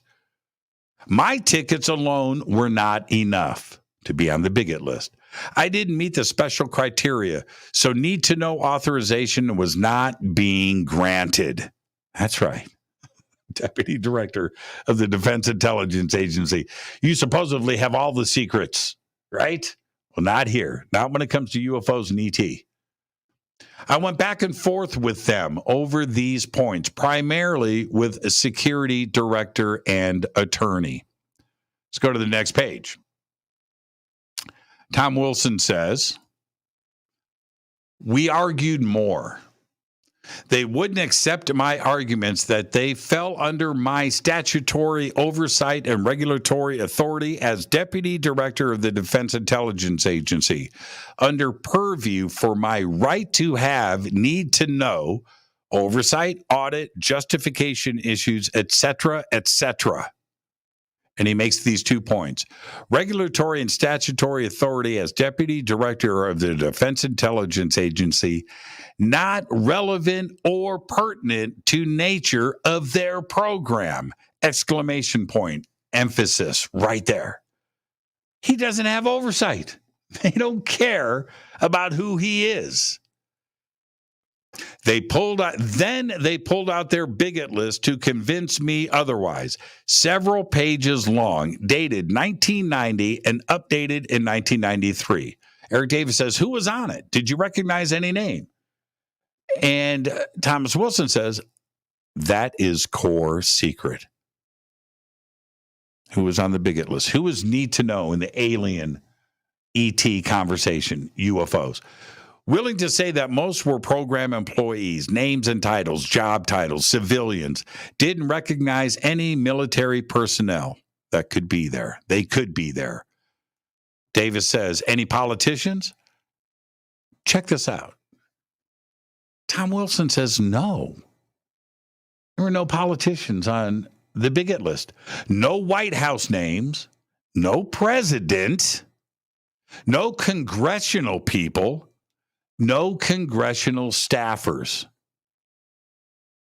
This is about ET, aliens, UFOs, backwards engineering, craft, backwards engineering, research and development of ET technology.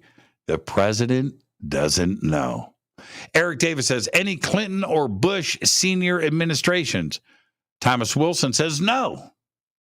But a handful of names were Pentagon individuals I recognize. A few from OSTAT, one from another department, another at the NSC, who is Pentagon SES employee. He says that, check out these points. Program manager said they were not that Lockheed, I'm saying Lockheed, I'm guessing here, but I'm pretty sure. That Lockheed was not any weapons program, not any intelligence program, not any special ops or logistics program, and didn't fit in these categories. I asked what they were then. Loud groan from the program manager. Security director and attorney said it's okay to say it. Now, I know what you're saying, right? Right here, right now. Say what? Right? That's what I would say. And that's what Eric Davis said. Eric Davis said, say what? What were they going to say? Thomas Wilson said, they were a reverse engineering program. Now, listen to these words carefully. Something recovered years ago in the past. Technological hardware was recovered.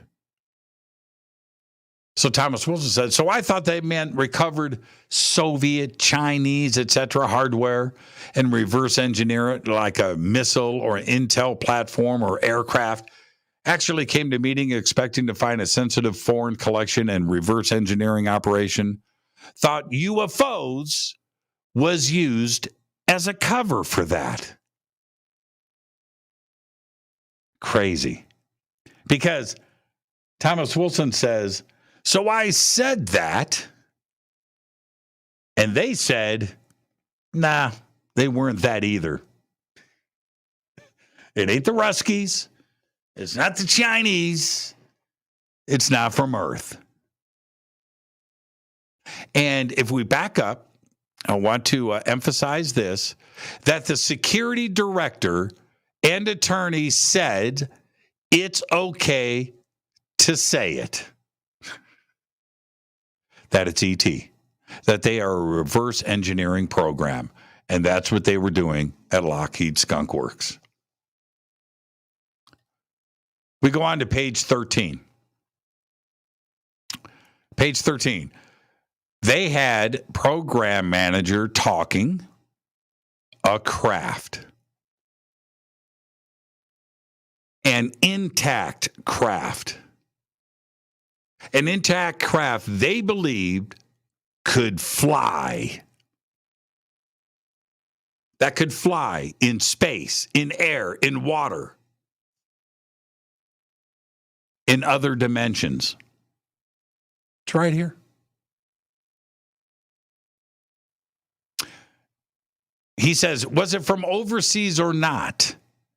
And the three said, no, could not be, not possible. That's from the three. In the vault, in the communication vault down the street. Thomas Wilson says, why? I ask. Where did it come from? Program manager said they didn't know where it was from.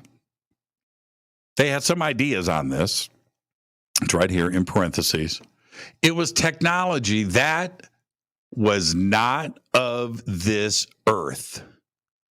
not made by man, not by human hands. He said that they were trying to understand and exploit technology.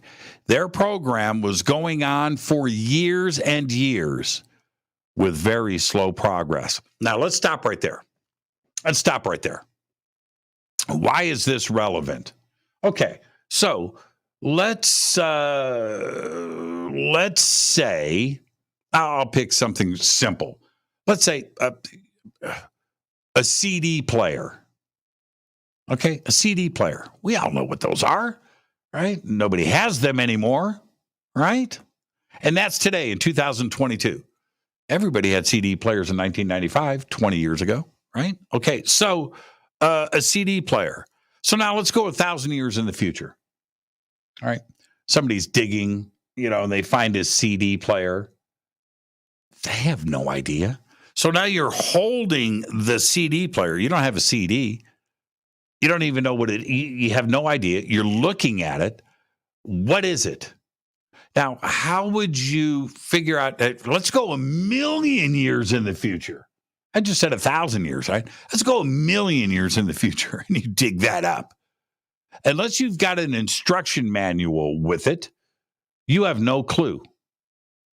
And to backwards engineer it, to try to figure it out, it plays audio. So you put a disc in it that's sampled, a 16-bit, and then you put it, and then a thing, and it's got a laser, and it's picking up, and it's going to play music. How would you know? It would be a difficult thing. Now let's go to something like this, where you have an alien flying craft, flying saucer. Let's just say flying saucer. You got a UFO. No instruction manual. You have nobody to tell you. Are there? Is there a driver's manual that comes with this? The propulsion system, any of that.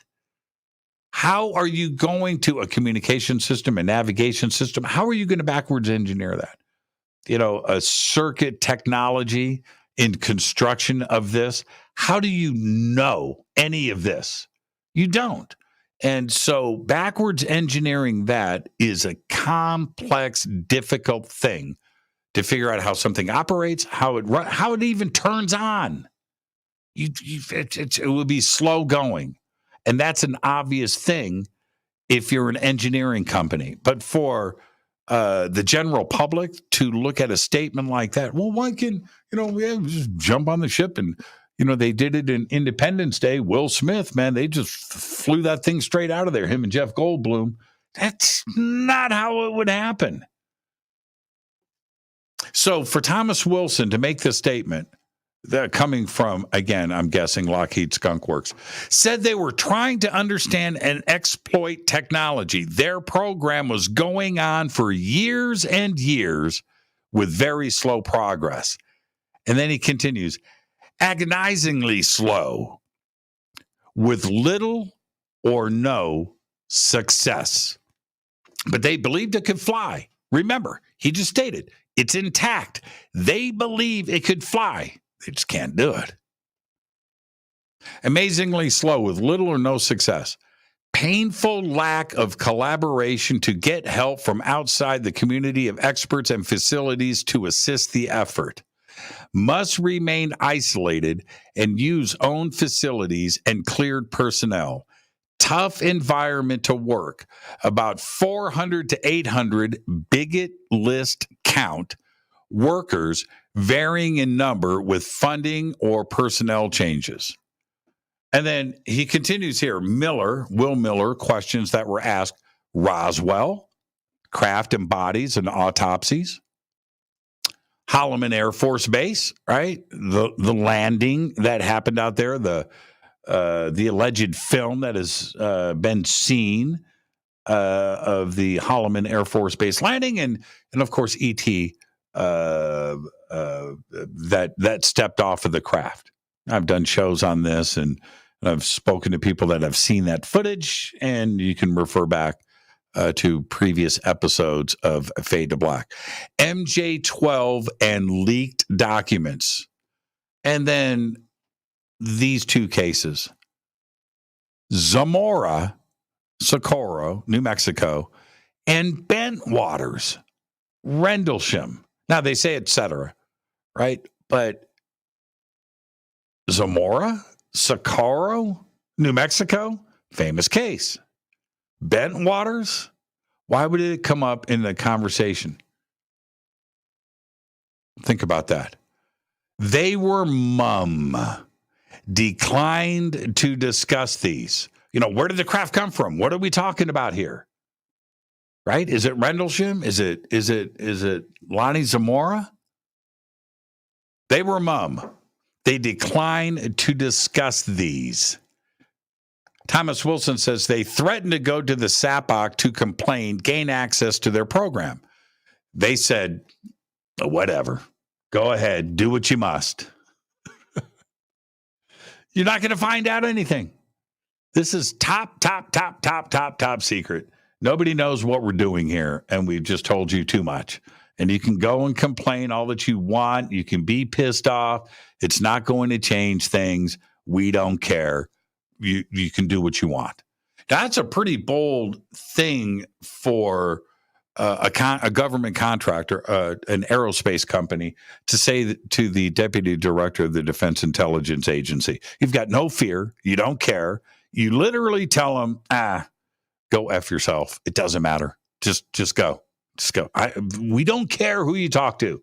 President doesn't know. Nobody knows. We're doing our own thing here. So Thomas Wilson says, I was angry because they defied my authority. They defied my authority to be read in with good logical reason. They wouldn't budge. So Thomas Wilson, in conclusion of this part of his interaction with, again, I'm guessing here, Lockheed Skunk Works, he says their tone was testy. Was very testy and terse throughout the conversation. You can say whatever you want, man. Whatever. Okay, cool. Yeah, it's aliens. It's UFOs. You don't like it. Doesn't matter. You can go and check on us. We don't care. We brought you here as a courtesy. You wanted to come here. You wanted the tour. We're sitting here talking to you.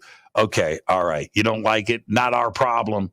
And there's nothing you can do about it. So you can fly back to Washington, D.C. Right? That's what they said. And that's what he did. Because Eric Davis says, what was the outcome? Thomas Wilson says, well, meeting broke up. I flew back to Washington, D.C. It's amazing to me. And there's more, because what comes up next? Well, we got Colonel Corso.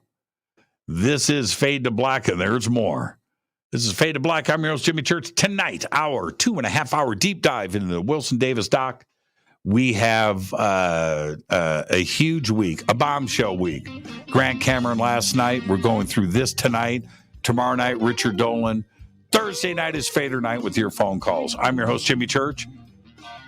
One more segment left. I'll be right back after the short break. Stay with us.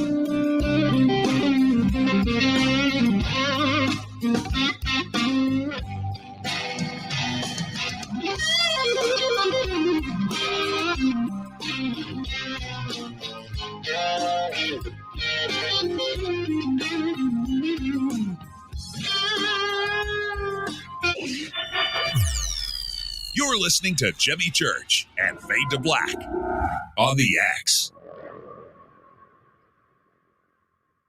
Hey, what up, y'all? It's your girl Vivica Fox here, and you are listening to my boy, Jimmy Church, on JimmyChurchRadio.com. Despite popular opinion, reading a book will not make you smarter. But listening to Jimmy Church will.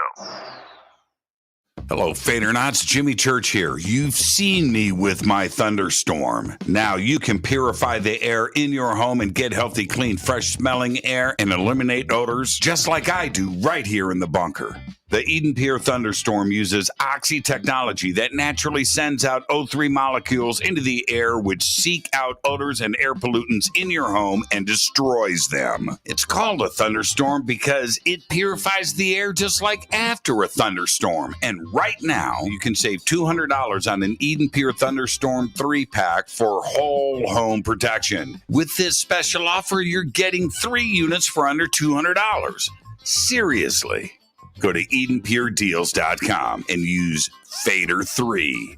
Shipping is free and it's easy. Just scroll down. You'll see my name right there, Jimmy Church. Click on it and get your deal today. That's EdenPureDeals.com.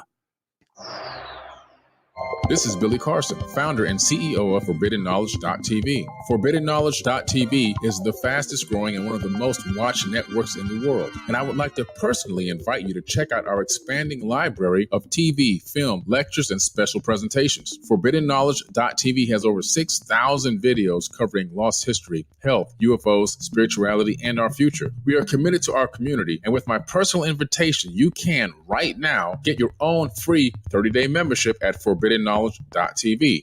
Your own library of information starts today at ForbiddenKnowledge.tv. Your 1 million gigawatt paranormal powerhouse, KUNX DB, VX.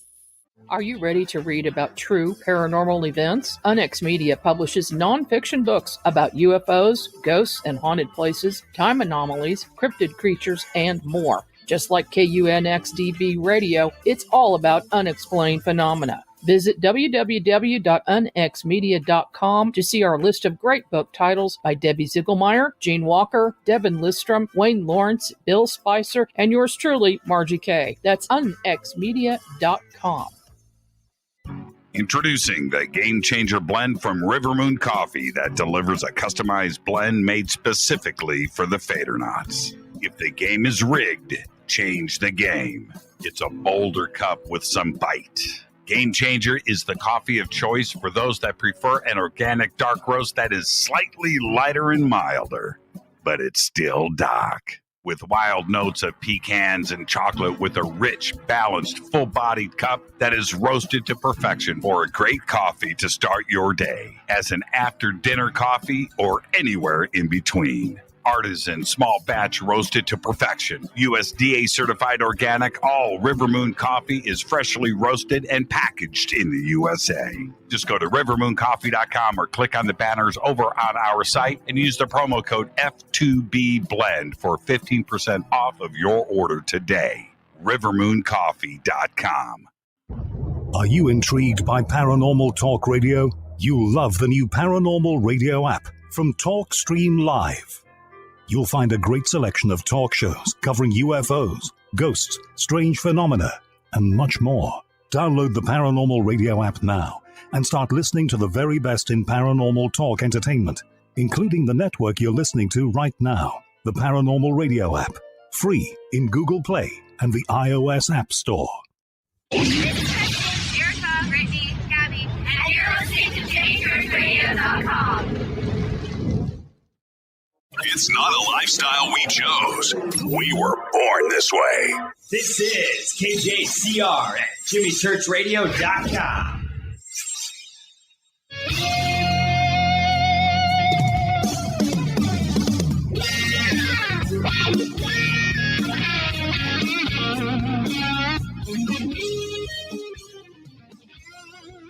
All right, welcome back. 2.5 hour deep dive into the Wilson Davis documents. Why is this bombshell week? What's going on? The Wilson Davis documents surfaced 3 years ago. Edgar Mitchell passed away, and this was part of his estate, and it was leaked out.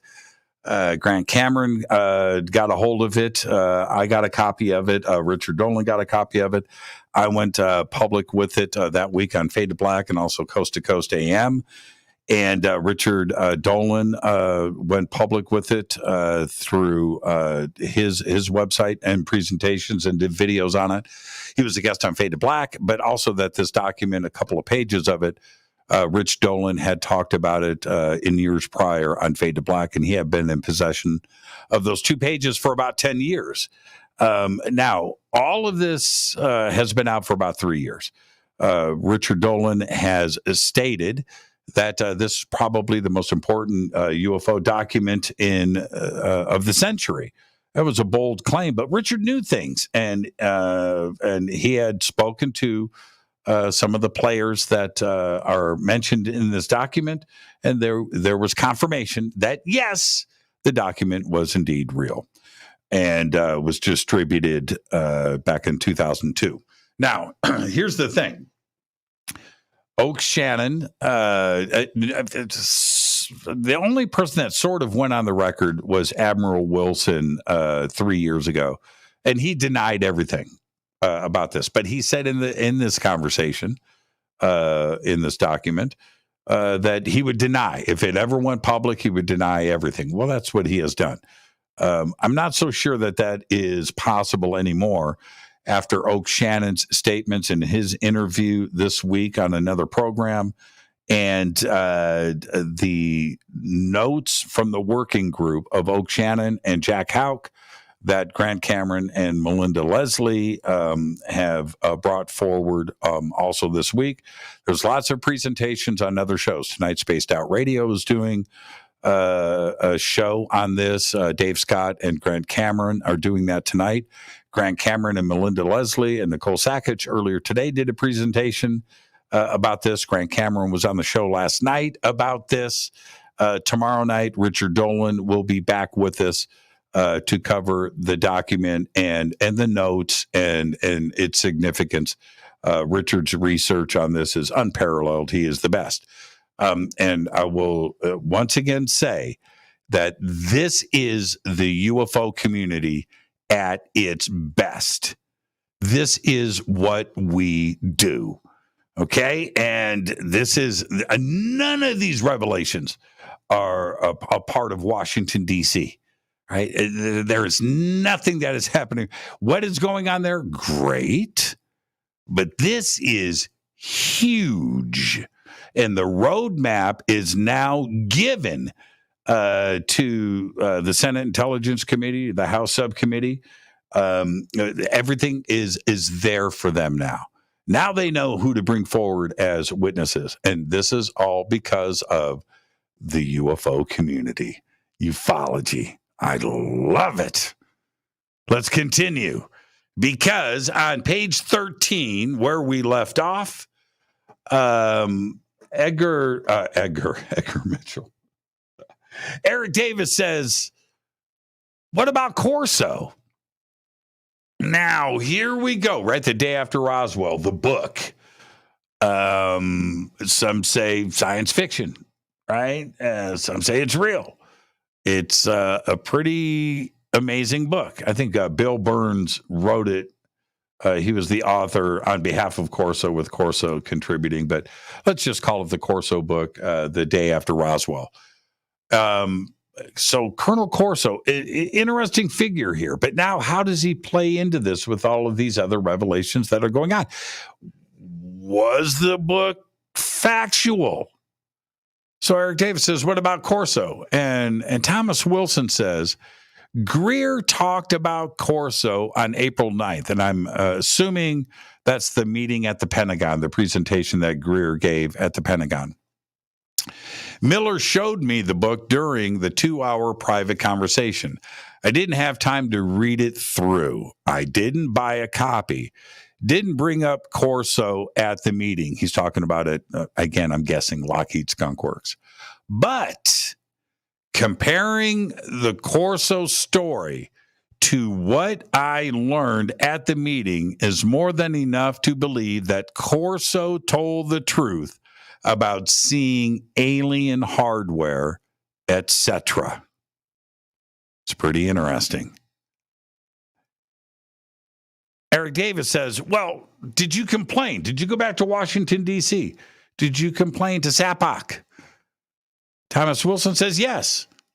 I called the subgroup members, senior review group members, to a meeting at the Pentagon, and I told them what happened at the meeting.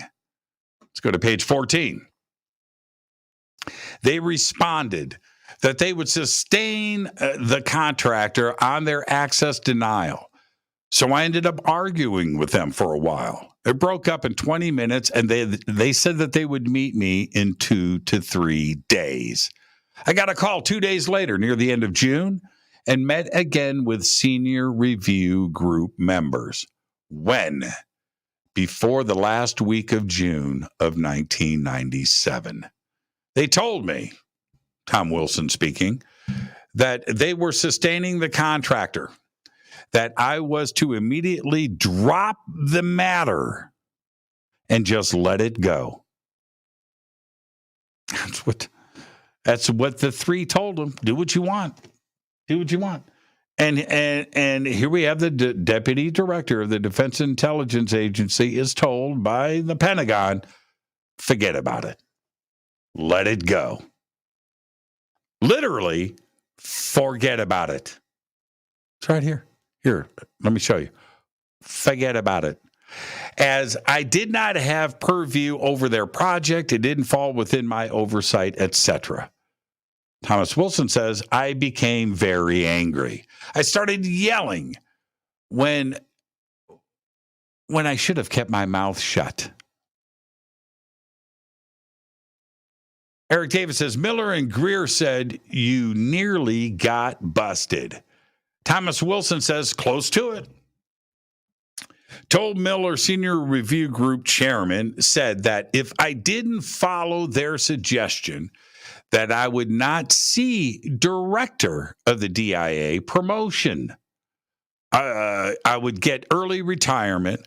I would lose 1 or 2 stars along the way.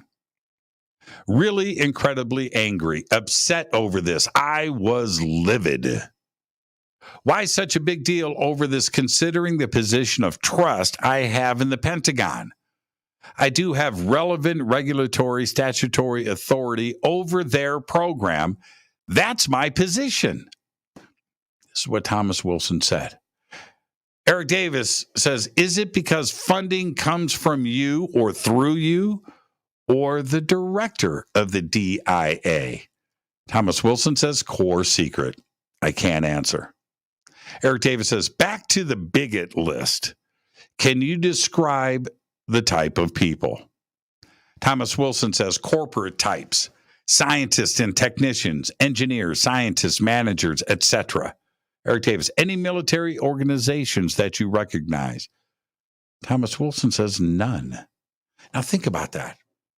You're backwards engineering, alien and ET craft and technology, and the people involved in that, no military. Now, why is that important? Freedom of Information Act. Think about that for a second. Now, I know that John Greenwald has mentioned this many times, but it applies here. So you do a Freedom of Information Act request, and you're looking right at government records, reports. You have document numbers. You have program names. And when you go and do these requests, it's a dead end. There is no information because it goes into the private sector. It's a special access program by number only. Nobody knows what's going on. And certainly there's not going to be any UFO alien references that are going to come back to that because it is in the private sector. Right? So you're not going to have any military personnel there. None. You're not going to have the Army, the Navy, the Air Force, the Marines. You're not going to have anybody involved in that project. That's how you keep it separated, and you keep it completely top secret. Because Thomas Wilson says none. Just OSDAT people and 2 SAPOC, 1 other Pentagon office. In December 97, Paul was out at USDAT, left government, so it was Mike K who replaced. Mike K was replaced too. So by whom? Here we go. Naming names. Thomas Wilson says Jacques Gansler. Now we're going to talk about Gansler in just a minute on the last page of this document. Jacques Gansler was new USDAT, started in December of 97. Mike K was replaced by Brigadier General M. Ward from the Air Force. Eric Davis says, were Paul K. and Mike K. and Jacques Gansler and General Ward the ones on the bigot list you recognized? You ready? Let's go to page 15. Won't answer that. Thomas Wilson says, can't say, won't say. Thomas Wilson says, I talked to Gansler in January of 98. Remember, he's talking about December of 97. It's just a month later. January 98, about my June 97 meetings. He was briefed by someone about the Lockheed Martin meetings, right? And Thomas Wilson says, surprised me. Eric Davis says, what did he say? All right, here we go. This is probably in this document so much important information. I mean, big revealing things. But I keep coming back to this one line on page 15. Eric Davis says, what did he say? And Thomas Wilson says, quote, UFOs are real. So-called alien abductions, not real. Gansler said this. Now, we have to kind of just stop right there, right? We got to stop and pause. What's going on? Okay, so UFOs are real. Aliens are real. The research and development, the craft recovery. We've got a flying saucer that is being investigated that Lockheed Martin believes can fly, but the research into this is slow. It's painful. It's not easy. They can't get it to fly, but they've got it in their possession. UFOs are real, but alien abductions are not real. Now, is this disinformation? Is this Gansler? I don't know. The abduction side of things, and if we go back to Oak Shannon's notes and Jack Houck's notes from the 1985 ATP working group meeting, abductions were a part of that 2-day discussion. Abductions were discussed many times throughout that 2-day meeting. What is actually going on here? Now, when I read so many books about different research, not from the UFO community, from physicists and from scientists, and that talk about the alien phenomena, the Drake equation and the Fermi paradox. And one of the things that they always come back around to is alien abductions, because we kind of have two issues here. That also goes back to any witnesses and professional witnesses in the military, that we've got two things to consider. Either we've got a mass psychosis and mental illness with millions of people, or that alien abductions are really happening. But there isn't a gray area in the middle. There isn't any other way to look at this. So what are we dealing with here? Right. And so when we look at Oak Shannon's notes and Jack Houck's notes, the concern about alien abductions and specific cases that are referenced there in those notes, that there is a conversation going on with alien abductions. And they've talked about cattle mutilations too as well. So what is this? And for Gansler to come out and say UFOs are real, but so-called alien abductions are not. Eric Davis says, well, what else? And Thomas Wilson says, I was told to drop the matter. There was no more discussion about it. That's it. Gansler says UFOs are real, alien abductions are not real, and that's it. The conversation is over. Thomas Wilson says, I was told to drop the matter. There was no more discussion about it. Eric Davis says, willing to talk to Hal Puthoff and Kit Green. It's like, here we go, right? Discussed who they are in remote viewing program history. Thomas Wilson is not familiar with their names. Heard about the remote viewing program in 1990. Maybe not for Hal, interested in talking to him. He said that he would think about it. No response to Kit Green.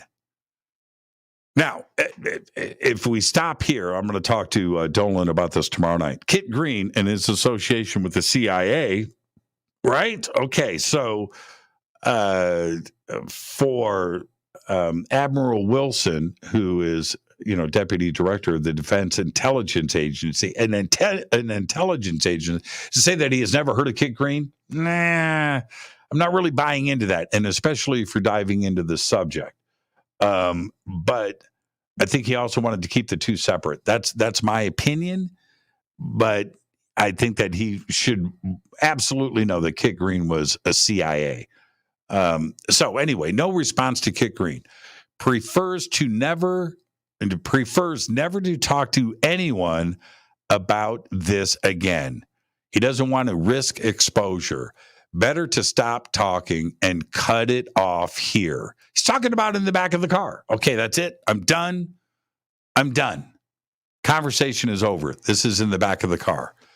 And Tom Wilson then turns to Eric Davis and he says, what are you going to do with this? What are you going to do with this conversation? Everything that we just talked about right now in the car. And Eric Davis says that he told Thomas Wilson, I'm going to keep for private personal research, data collection to track down the story and ascertain signal noise in media and from government sources. Eric says, I'm going to keep my mouth shut. He told Wilson about Mary Elizabeth Elliott, TRW story. Follow me on this. Ingo's story and the 1974 RVer woman who went to WPA Wright-Patterson Air Force Base trying to make connection. Now, we've talked about this many times on the show. I can say this. I talked to Jacques Vallée about this a couple of weeks ago in private. We were having dinner. And then after dinner, this was like 3, 4, no, it was more like 6 hours.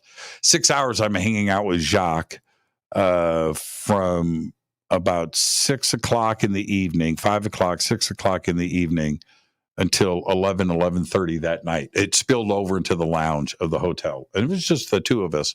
And another friend was there, and Jacques' wife, actually.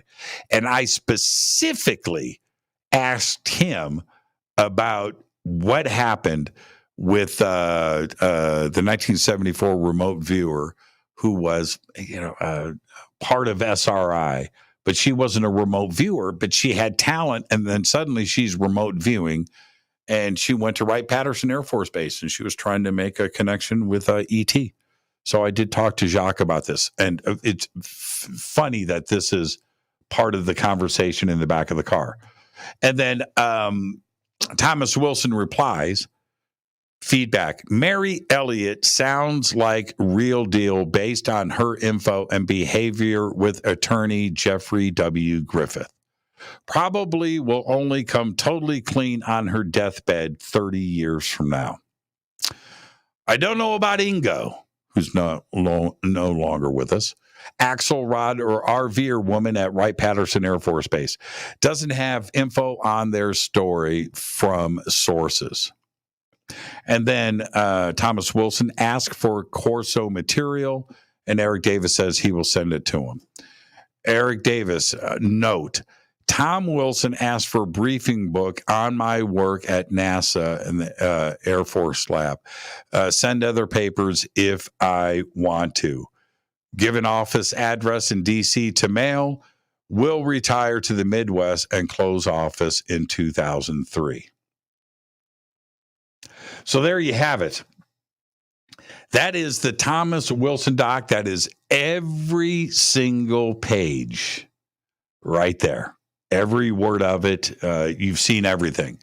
Again, in closing tonight, everything that is being revealed over the weekend, yesterday, today, and tomorrow on the show when Richard Dolan joins us, all of this is because of the efforts of Grant Cameron the revealing of this document back in and around January of 2019.